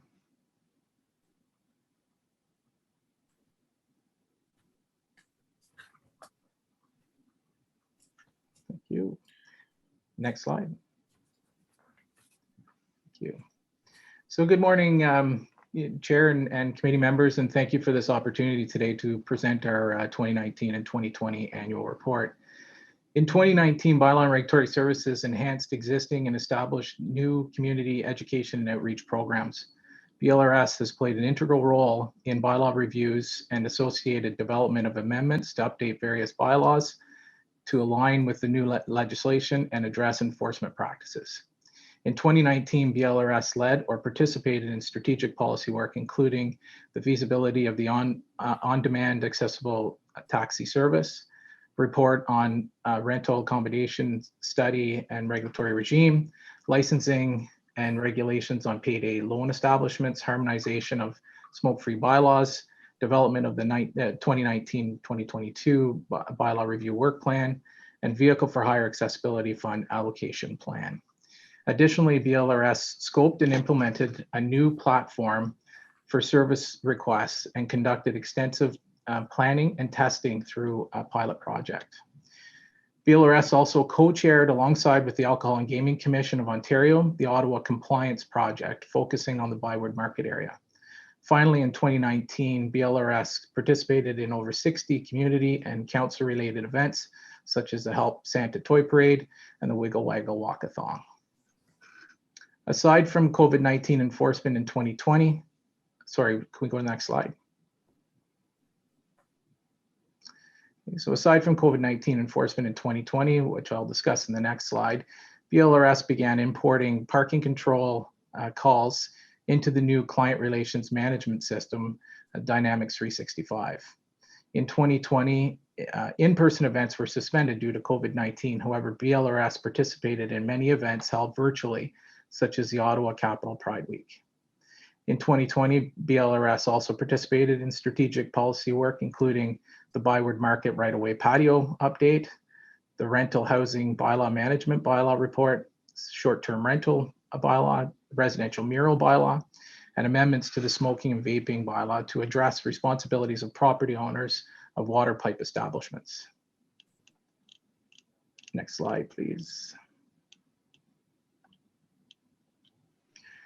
Despite highly unpredictable circumstances brought about by emerging COVID-19 pandemic in early 2020, BLRS pivoted its operations to ensure business continuity, responsiveness, and staff safety. BLRS staff demonstrated resilience, professionalism, and dedication to public service in the face of a global emergency and led the city's enforcement response to a rapidly evolving COVID-19 pandemic. In 2020, BLRS responded to 13,500 pandemic-related service requests and over 3,000 COVID inquiries. Additionally, BLRS collaborated with external stakeholders to ensure the consistent and informed approach to COVID-19 enforcement and played an integral role in the development and enforcement of the temporary mandatory mask bylaw. Proactive initiatives during 2020 included Parks Patrol, business compliance with provincial orders, OPH orders, and the temporary mask bylaw. Next slide. Although 2020 saw a 4% decrease in service requests, this is attributable to a 10,000 service request reduction in parking due to changes in enforcement during the pandemic. However, with parking control data excluded, bylaw enforcement officers responded to close to 65,000 service requests, which is a 14% increase over 2019. This also excludes COVID-19 related work. Although it's encouraging to see the data reflects BLRS meeting its response times, it's also important to note that the initial response time is based on a date or timestamp of an officer or other BLRS staff person, such as a dispatcher, clicking on the call in the queue and map, not when the officer actually arrives on the site. While this metric was appropriate based on the technology being used at the time of the service review, BLRS has made investments that will allow for a more fulsome analysis of our performance. Once the full implementation of the new map replacement program is complete, the time to close a call will also be considered in conjunction with the initial response to get a true and more fulsome picture of response times of our performance as we move into 2022. Next slide, please.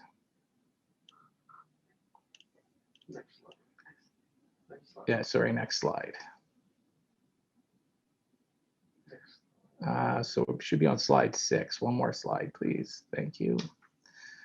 A review of the enforcement data since Council's investment in the service as part of the BLRS service review in 2017 indicates that service requests are increasing at a rate that is not sustainable for the service based on the current service standards and staffing levels. BLRS's ability to handle service demand has been and will continue to be impacted by the continued growth and other factors such as aging infrastructure and increases in human and animal population. If the trends observed continues, BLRS will not be able to maintain its current service levels. Over the last several years, BLRS has endeavored to mitigate the effects of growth and intensification on the service's ability to sustain its service standards through strategies, which I will go through over the next slide. Next slide, please. So mitigation efforts include the addition of a public information officer to coordinate social media inquiries, web amendments, community and school events, public inquiries, and an attempt to increase voluntary compliance through education and public outreach, reducing the need for BLRS's intervention. Implementation of the alternate response program, where letters are sent for cases of first-time offenders, reducing the need for officers to attend these types of calls and allows for prioritization of more serious offenses. Training supervisor position was also created as part of the BLRS service review recommendations to ensure the need to increase for the increase and consistent training is met and to ensure standardized messaging for call types through SOPs. Next slide, please. Thank you. The accomplishments of 2019 and 2020 help to ensure that BLRS will continue to successfully lead, serve and the needs of our dynamic city.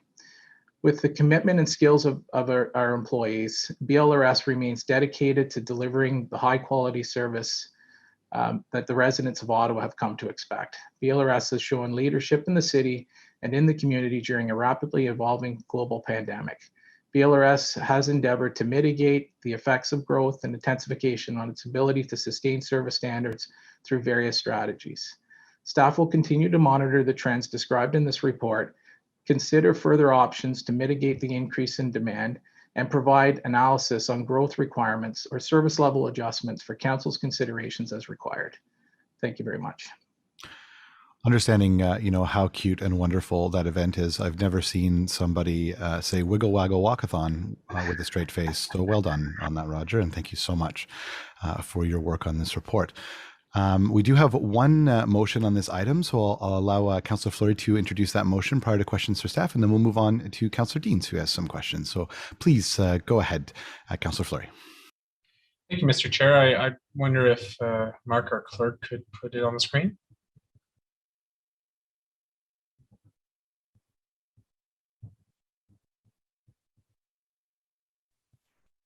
Up shortly. Thank you, Mark. Okay, so this is attached to this report. So consideration is a motion. Whereas Bylaw and Regulatory Services is responsible for the enforcement and administration of more than 50 municipal bylaws and a number of provincial acts, as well as delivery of associated programs in the City of Ottawa. And whereas Bylaw and Regulatory Services strive to provide a level of service and performance that meets and exceeds the expectation of residents and visitors to Ottawa, whereas service request volume has increased by an average of 9% per year yearly over the last 5 years, excluding COVID-related service requests, and whereas the increase in demand for bylaw services is impacted by population, human and animal growth, intensification, aging infrastructure, and other factors, and is unsustainable at the current rate of increase. And whereas service requests are assigned a priority level base on the call type and service standards have been established in order to meet service delivery demands. And whereas understanding that municipalities have different metrics, the average service request per officer per year in other comparable Ontario municipalities surveyed range from 400 to 600, while in Ottawa it is 866 service requests per officer per year. And whereas this pressure results in a need to increase staffing resources in bylaw and regulatory services in order to achieve a more reasonable volume of service requests per officer to better enable sustainable service delivery to residents and visitors. Therefore, it be resolved that Committee and Council direct staff to review as part of the 2022 operating budget estimates funding of additional staffing in bylaw and regulatory services to work towards reducing the service request per officer to be more in line with that of other comparable municipalities. Thank you very much, Councillor Fleury. Really appreciate this motion. Moving on to questions to staff. On the report, we've got Councillor Deans. Please go ahead for 5 minutes. Thank you, Mr. Chair, and thank you, Roger, and to your whole team at Bylaw and Regulatory Services. Bylaws really aren't worth the paper they're written on unless they're enforced. And all of us, I think every single member of council really spends a lot of time working with Bylaw and Regulatory Services and hoping that we get some quick action and quick return response time. And your whole team has been very effective in helping us navigate some choppy waters in our ward from a Bylaw and Regulatory perspective. So thank you for all that you do.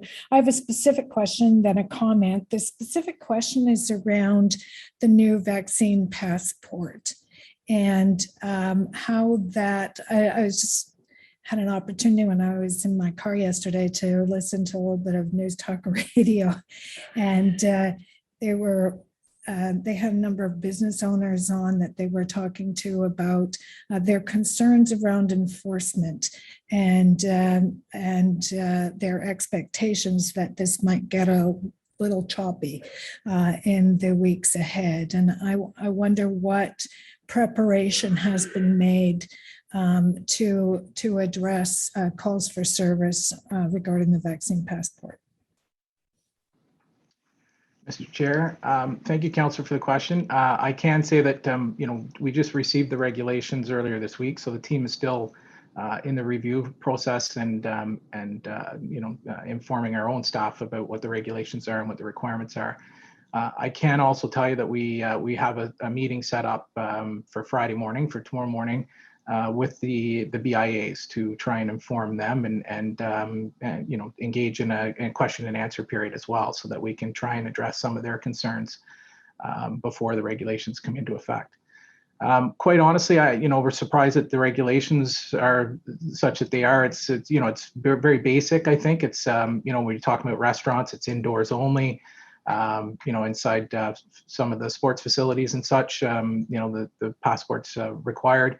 But we're not anticipating a huge increase in call volume related to this. I think that in particular, the restaurant industry has been very good at following the regulations. We always have some establishments that we have to deal with, but by and large, they're very compliant. So we're not anticipating a lot of or a huge increase in service requests. I think the issue for the business owners is not their compliance, it's their concern about compliance of restaurant patrons that may object to a vaccine passport and not want to leave the establishment because they haven't been vaccinated. And the discussions seem to center around who's going to enforce that if there are unwieldy clients in those establishments that are refusing to leave.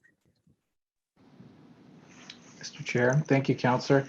I would suggest that that would be a call directly to 311 or to the police's non-emergency call phone line. I think if you've got somebody who's refusing to produce proof of their vaccine and the restaurant management is having some difficulty with that person, they should be contacting the police immediately so that somebody can attend and help facilitate that interaction. Thank you for that.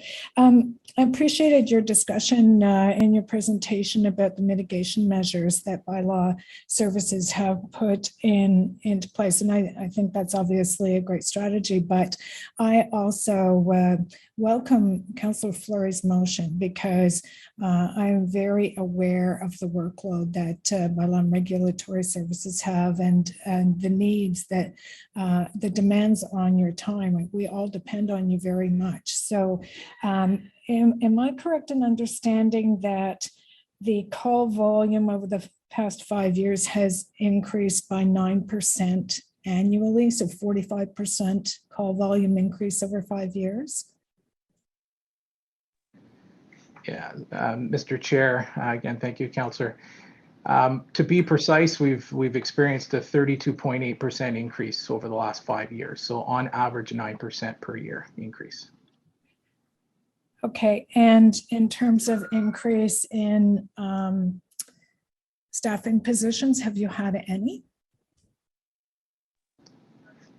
Mr. Chair, we had an increase in staffing as a result of the service review that was conducted using data from 2012 to 2016. So those resources were put in place in early 2018. So we have not had an increase since then. So have you done an analysis of, I think the way Councillor Fleury has put it in his motion is a sort of workload per employee, per officer. Have you done an analysis of the demand on those officers and how many additional officers you would need to meet prior levels of service? Mr. Chair, thank you, Councillor. It's difficult to say what is acceptable service request level per officer. What I can say is that currently around the 900 service requests per officer is not sustainable. That's obvious to us, but I'm not sure at this point, and we're still, continuing to do some more analysis on that. What, is it 700? Is it 800? I can't answer that question. I don't know what is reasonable for officers to handle. And looking at comparators across the province, as the councillor has indicated in his motion, our research has showed that it's 400 to 600 per officer. I can tell you that we take a lot of pride in the service that we provide, and it's we've done different things, including the alternate response program that we have in place that takes away the need for officers to be knocking on doors on a first-time offense. So we feel that we're a much more efficient service, and that we can handle more service requests. But I think at this point, and watching the trends of how service requests have increased over the last 5 years, it's getting to be more and more of a challenge for officers to be effective when they're doing these investigations and investing the time that's required to do a proper investigation. And I mean no disrespect, because I believe that Bylaw and Regulatory Services is doing an outstanding job, but I have noticed a slippage a little bit in your ability to provide the level of service that we've seen in the past, just because of sheer call volume. So, I mean, my concern is that we not miss this budget cycle. I think you need more resources. I think you need to ask for more resources. I think you need to know what that ask should be. And I would hope between now and when the budget is tabled, we can figure that out so that council has the opportunity to give you the support that you need to continue to provide great bylaw and regulatory services in the City of Ottawa. Those are all my questions. Thank you. Thank you very much. I couldn't agree more with you, Councillor. I appreciate that intervention. Next, we have Councillor Dudas, please, for 5 minutes. Go ahead. Wonderful. Thank you, Chair. And Councillor Dean's actually segued into where I was going to go. I did have a question to Mr. Chapman in regards to the motion that's on the floor. And just your budgetary process. Were you anticipating that you were going to come back through the budget cycle with a request for additional staff, with the analysis in place, with an assessment of the service workloads? Was that something that you were going to be? I mean, I'm not asking for numbers right now, but I guess I'm assuming that that was something that was going to come forward regardless.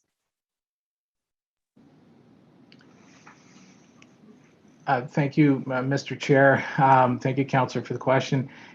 It's I don't have to tell anybody. I mean, this has been a difficult 18 months for us, and we've invested a lot of time into the pandemic response and doing the enforcement of the COVID regulations. So, quite honestly, I mean, we've spent some time looking at how these trends are impacting our service, and trying to identify other mitigations has really been our focus, not necessarily on increasing FTEs. We're always looking at other ways to be more efficient. So, have we spent the time to do the analysis of what's required, how many FTEs?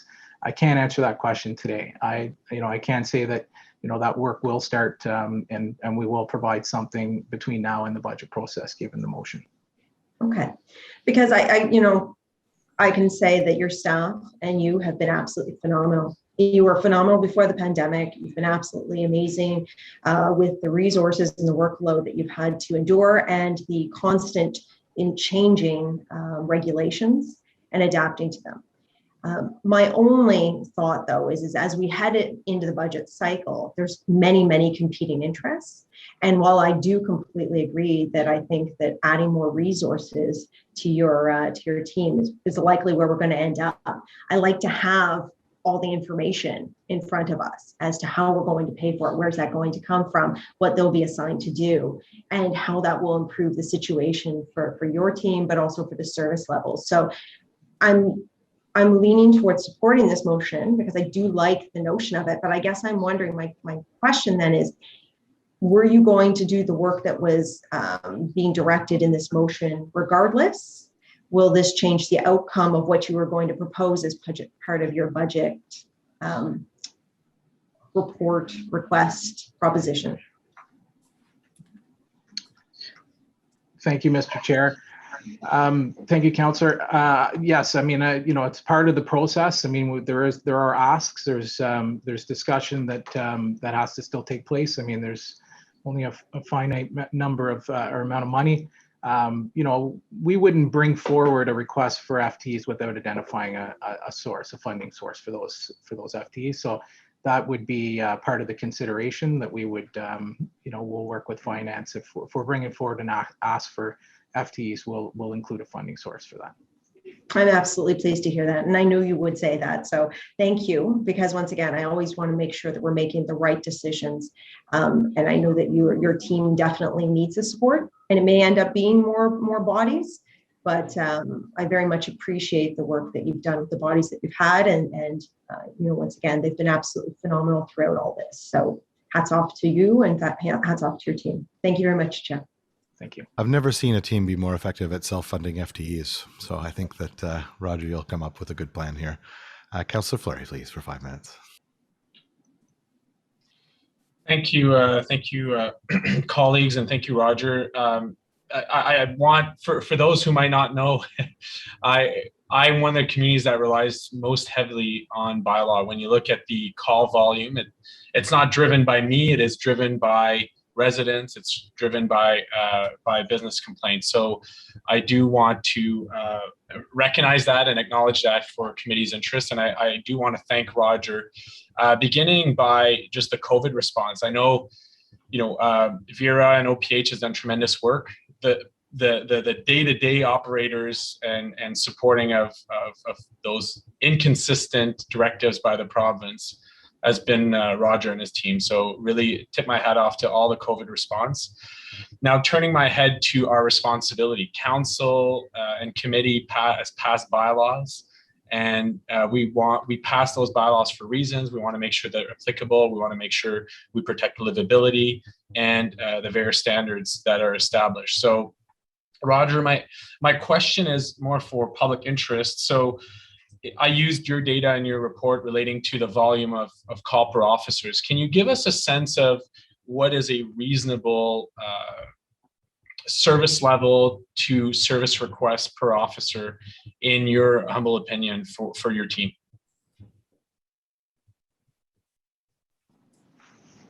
Mr. Chair, Councillor, thank you for the question. Again, that's difficult. We haven't done that analysis to see what, because quite frankly, we haven't been to, in a position where we've had, the capability of having an officer handle 700 complaints. That's, we've always been, one of the most efficient services in this province, and, with the FTEs that we have currently. And, as I said earlier, what I can say is that the nearly 900 service requests that an officer is handling right now is not sustainable. Where that, is it 750? Is it 800? I'm not sure. I'd certainly like to see it in a more manageable level for our officers, and then do some more analysis on what. So if we can get down to 850, 800. And see how things go from there. So we'd have to do more of an analysis based on whatever that new benchmark is. It'd be nice, I think we all recognize the increased pressure. Councillor Dean's raised the 45% increase over the last 5 years. So it's almost double the volume in 5 years. That shows you the complexity of our bylaws, the range of complaints, and the growing city pressures we have. So I would like us to not only look at an increase in FTEs, but also have a fair, I know you were talking about a new management system, a new tech tool that would help support the team. But as that comes to be, I think we do have to be a bit more transparent around what is fair to our officer, what is fair to our service levels as we come back. So to me, the exercise for this year's budget is one of increase of service, but it's not something that we can abandon. I think we need to, as a committee, to stay hyper-focused on our ability to deliver quality service and be fair to our officers too, who take pride in their work. So Roger, is that something that you can take on as part of your review to establish what is a fair baseline for service requests for our officers?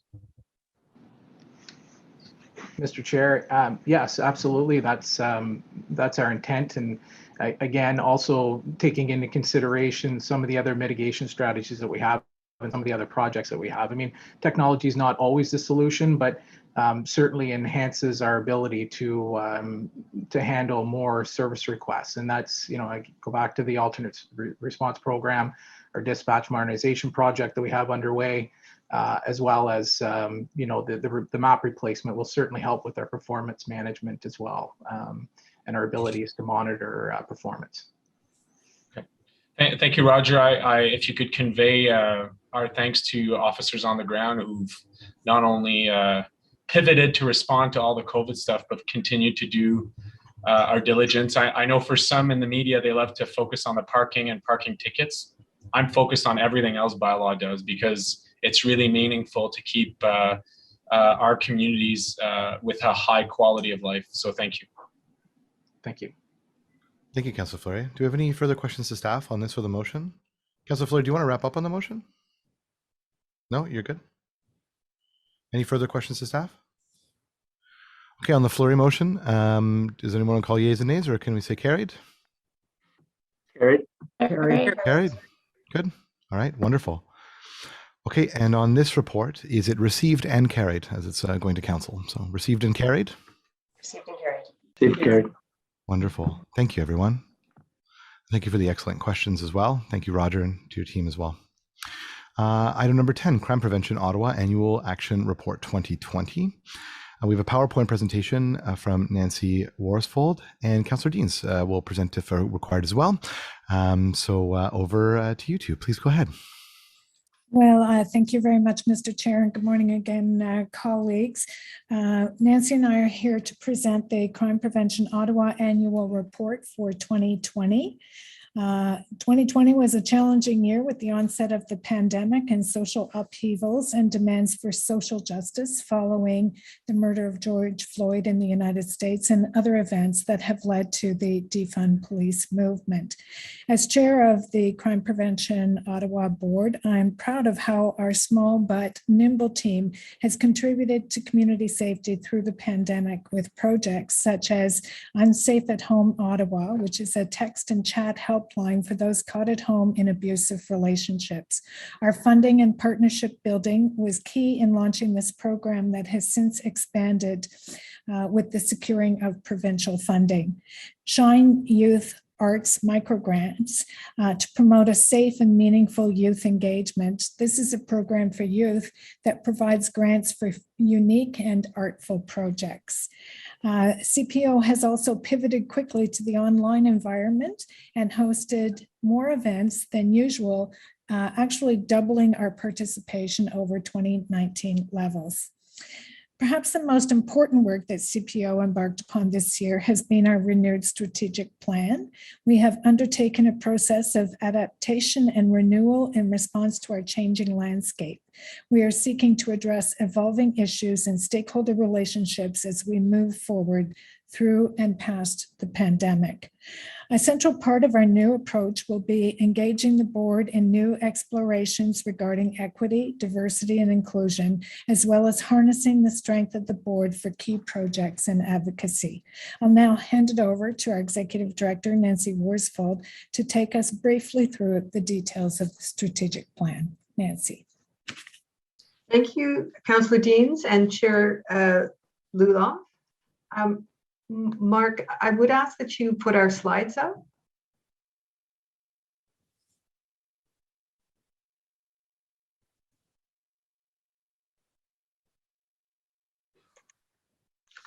So I believe we're on slide 3.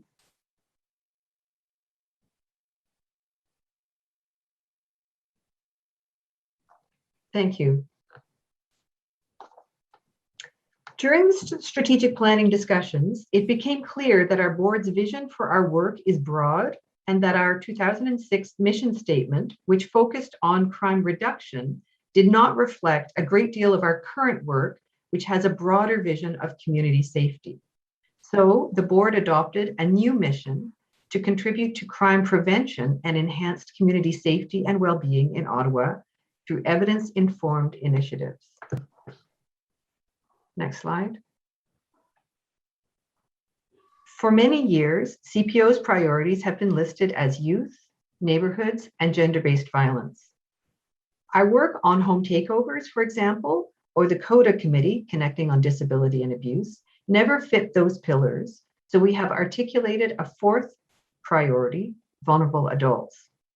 In addition, we have refined our vision to squarely focus on marginalized children and youth. And of course, our current circumstances demand a focus on the massive social, community, and life changes thrust upon us by COVID. Next slide, please. While we have identified the 4 concrete priorities, youth, neighborhoods, gender-based violence, and vulnerable adults, we have also highlighted 2 cross-cutting, intersecting priorities that touch all aspects of our work. Those are applying an inclusive and anti-racist lens and a focus on mental wellness. I'd like to share with you a small example of this in action. This summer, a residential neighborhood with a significant concentration of racialized families living in social housing was rocked by 2 homicides 6 weeks apart. Both of these incidents involved a young man shooting at a group of youth in public. Each incident left 1 young person dead, another injured, and many traumatized witnesses. To respond to the mental well-being needs of the neighborhood, the local community activated the post-incident neighborhood support networks, an approach that CPO has supported and nurtured for the past 8 years.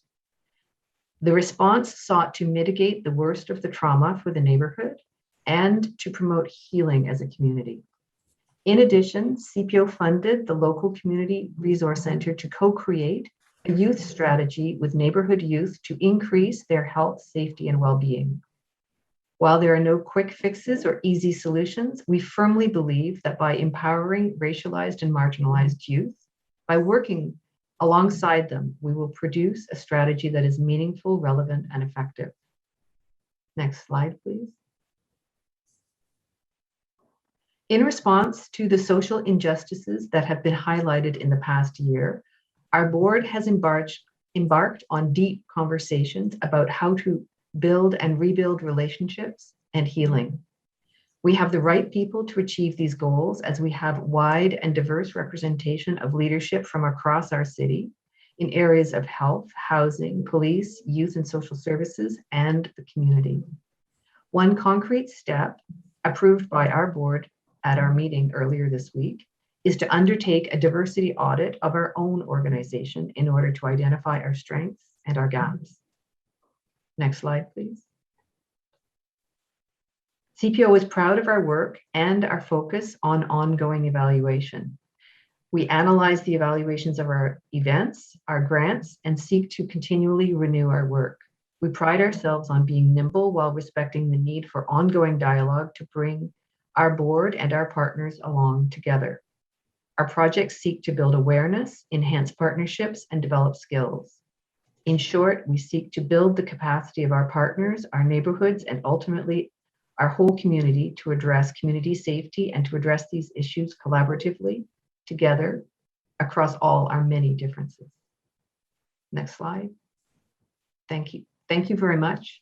And we welcome any questions. Thank you very much, Chair Deans, and your whole team for the great work over the course of this last year. We appreciate this report. And we have a question from Councillor Kavanagh. Please go ahead. Thank you very much. Thank you, Nancy, and thank you, Councillor Deans, on all your work. This is exactly what we need, is more preventative measures. I really, really appreciate the extra effort you've made in terms of during the pandemic related to domestic violence, which is an incredibly serious issue. And I appreciate coming up with the texting method. This is great. And I think that it's very, very helpful. We still don't know what's going to be left behind when the pandemic does finally leave us. But there's a lot of damage out there of people being isolated, and a lot of your work has been related to that. So I appreciate it. And your work with the youth in terms of the murals and stuff, we were able to take advantage of one of those, and it is very helpful. It's very positive for the community. I'm hoping that we're going to continue in that direction. You talked about things like shootings in the community, something we experienced. Many of us certainly have in Bay Ward. And I appreciate those extra efforts that are being made for youth. As you know, I've been trying to work on a youth task force. It's very difficult to get all those chickens in one room of who deals with youth, but we'll continue on that. I just wanted your comment on what more we can do for youth, because I think that's probably the biggest challenge, particularly after the pandemic. It really made it difficult to reach out to those that were in need. Thank you, Councillor Kavanagh, for that. And because you mentioned the micro grants program, the art program for youth, I can tell you the board has just renewed it for a second year. So it was really a great program. We had great uptake, very innovative and artful, and we're happy to be renewing it for a second time. Excellent. And I was just made aware of the House of Paints and the Take It to the Streets dance competitions as well.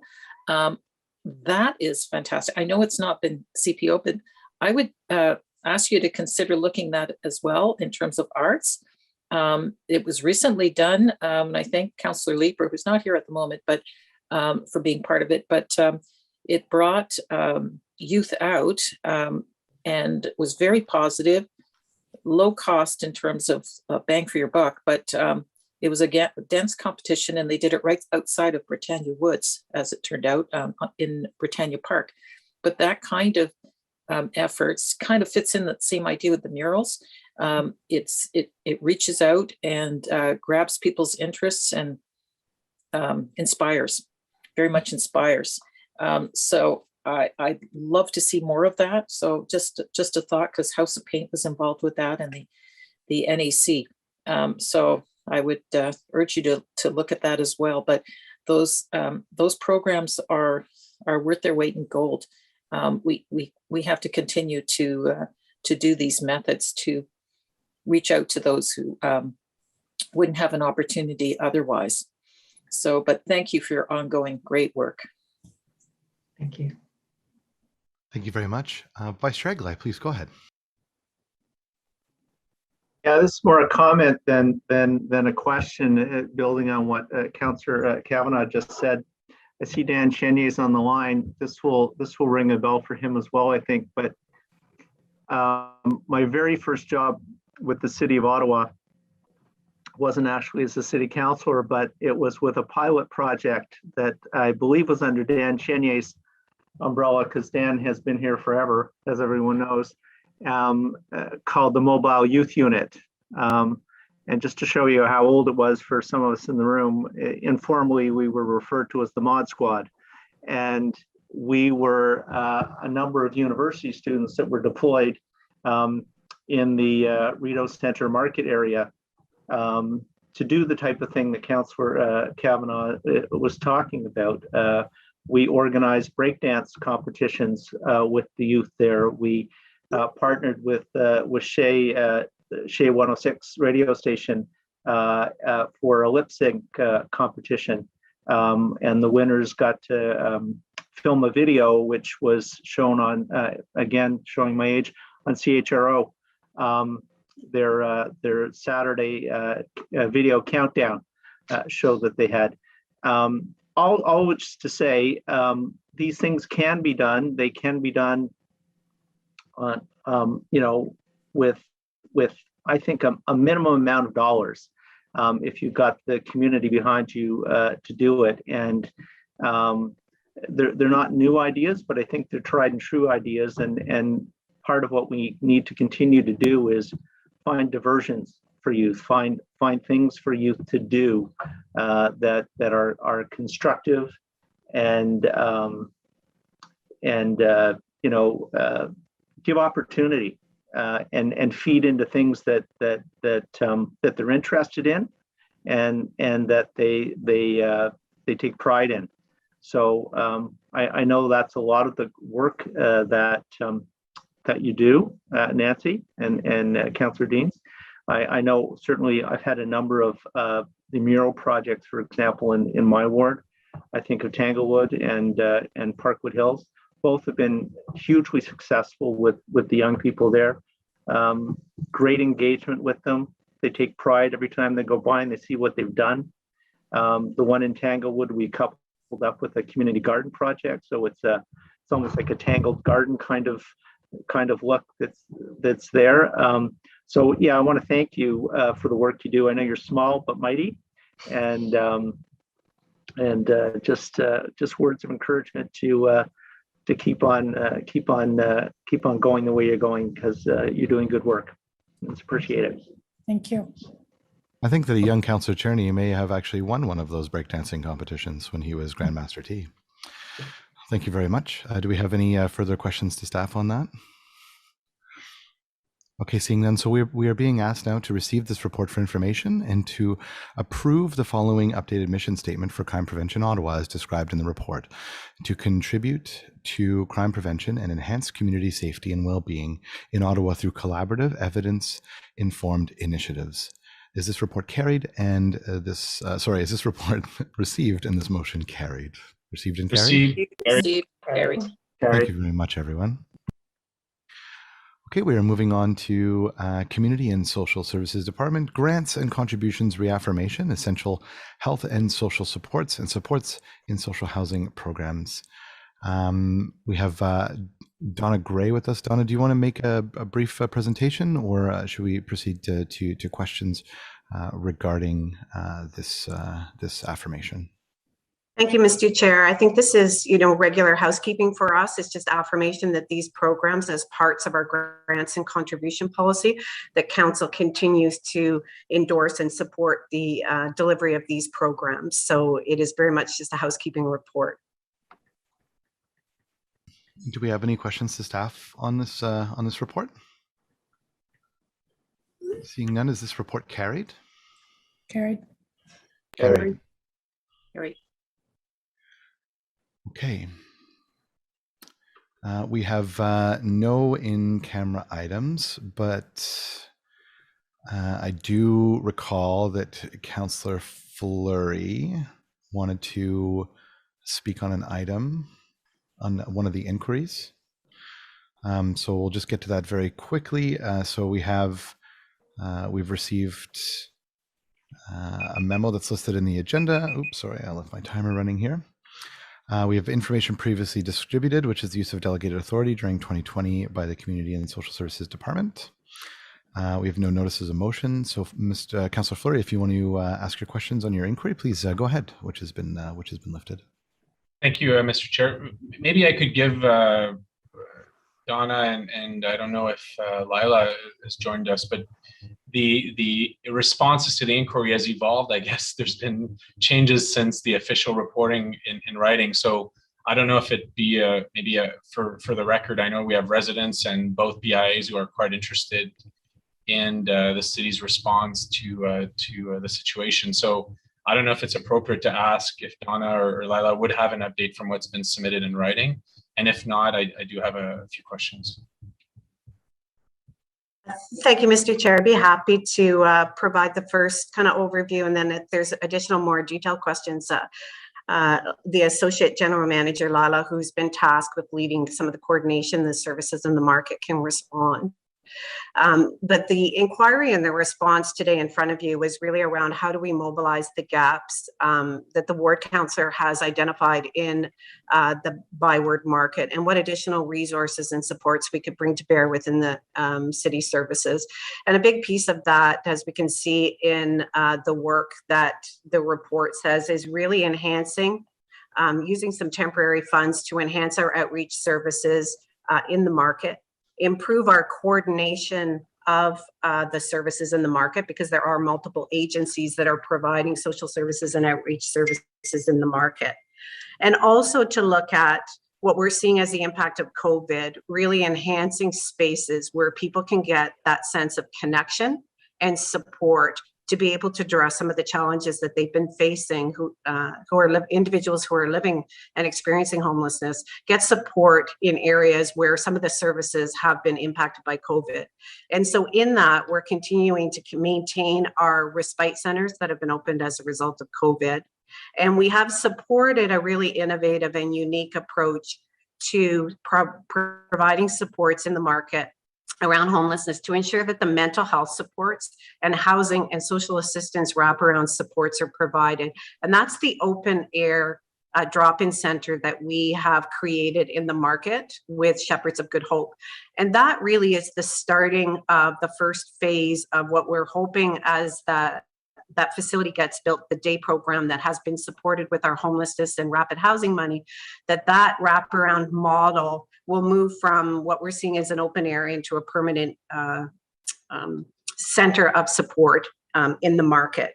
And you can see that we've also addressed the cleanliness in working with our counterparts in Public Works, and also portable toilets, which we think are critical to maintain while we're still in this phase of post-COVID.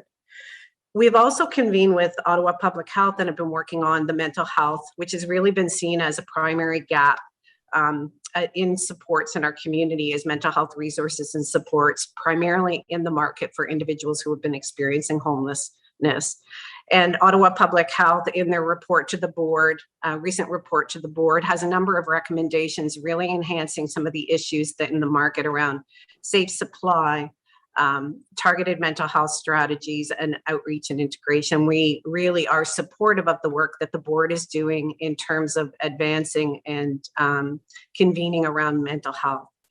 One of the requests that we had was from Ottawa Tourism and the Ottawa Gatineau Hotel Association. They met with myself and Associate General Manager Lila Gibbons and really talked to us about the businesses in the community and how they could come together to also support what they see as a broader issue, broader issues of social issues in the community. And when we met with them, we detailed all of the work that we were doing, that council has directed us, the investments council has made, the movement we're making in the housing and homelessness plan outreach, and really what they felt was there was also a need to enhance the communication with the Byward market leaders to help them understand that council has made a significant investment and is, concerned and interested in the Byward market. And when we had that meeting, they asked that we convene a meeting with all of the leaders of the Byward market to really listen to the investments that we've done with all our city services, including our economic development partners and planning and infrastructure, and really to see the vast array of supports and services and directions and plans that we have for the market. And out of that meeting, they pulled together all of the leaders in the market. And when we portrayed that, we really understood too that there was a need to enhance our communication and our communication strategies in terms of the work that we're doing specific out of these, pulling all the activities that we're doing in the multiple plans that council has approved to really demonstrate those investments and then to identify some of the gaps. And we committed to come back. And through that conversation, really where we saw the primary gap was around mental health.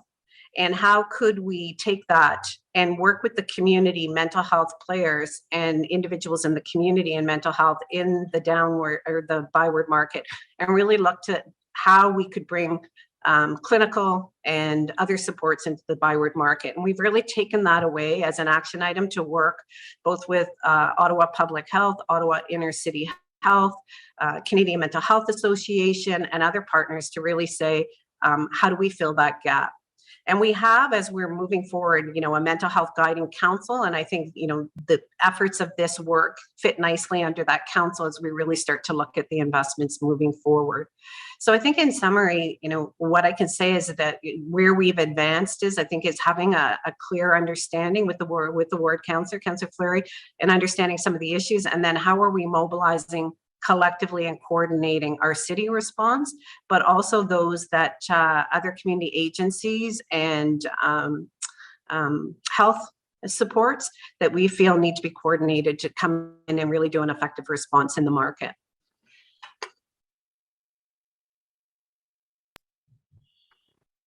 Councillor Fleury? I do. I appreciate, Donna, your intervention and update. I do want to thank you and Lila specifically on the engagement. I think just having a face to the organization, engaging with residents, engaging with businesses, and engaging with the tourism sector has been very important.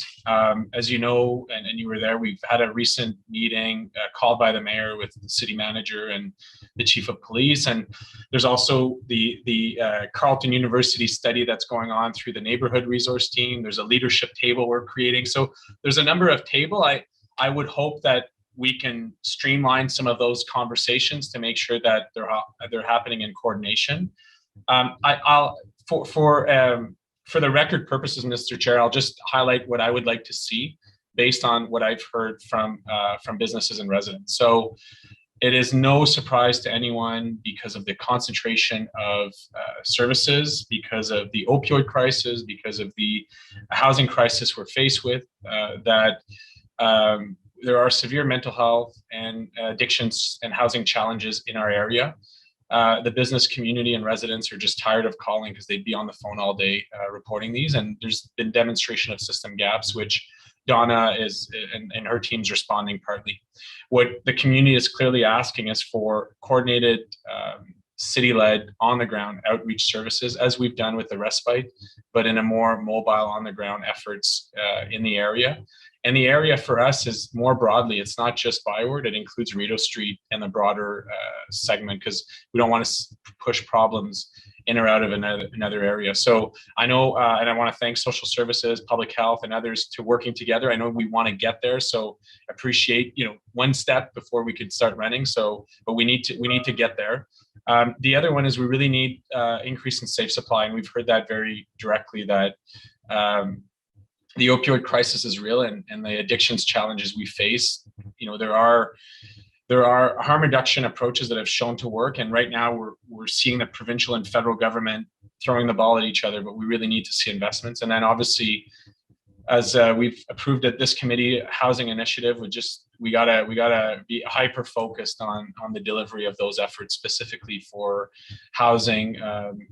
Housing first, housing and supports for the population that is in our shelter. So, Mr. Chair, I won't take more time, but I thought it was important for the record, because I have had Donna's been CC'd, and so has Lila, and responded. We've at least responded to 100 residents and 500, businesses and residents relating to these matters. So I'm happy to hear that the city and seeing that the city is engaged on the matter. Thank you. Thanks, Councillor Fleury. I appreciate that. Do we have any other business? Seeing none? It's seriously wonderful to see all of your beautiful faces again, and to see other human beings and not have my shoulder thrown up on has just been a wonderful experience this afternoon and morning. So thank you very, very much. It is great to see you, and it's great to be back to work for our great city. On adjournment, is this motion carried? Carried. Carried. We are adjourned. Thank you so much, everyone. Our next meeting of Community and Protective Services Committee is scheduled for Thursday, October 21st, 2021. We'll see you then, and we'll definitely see you there. GM DeMonte. Take care.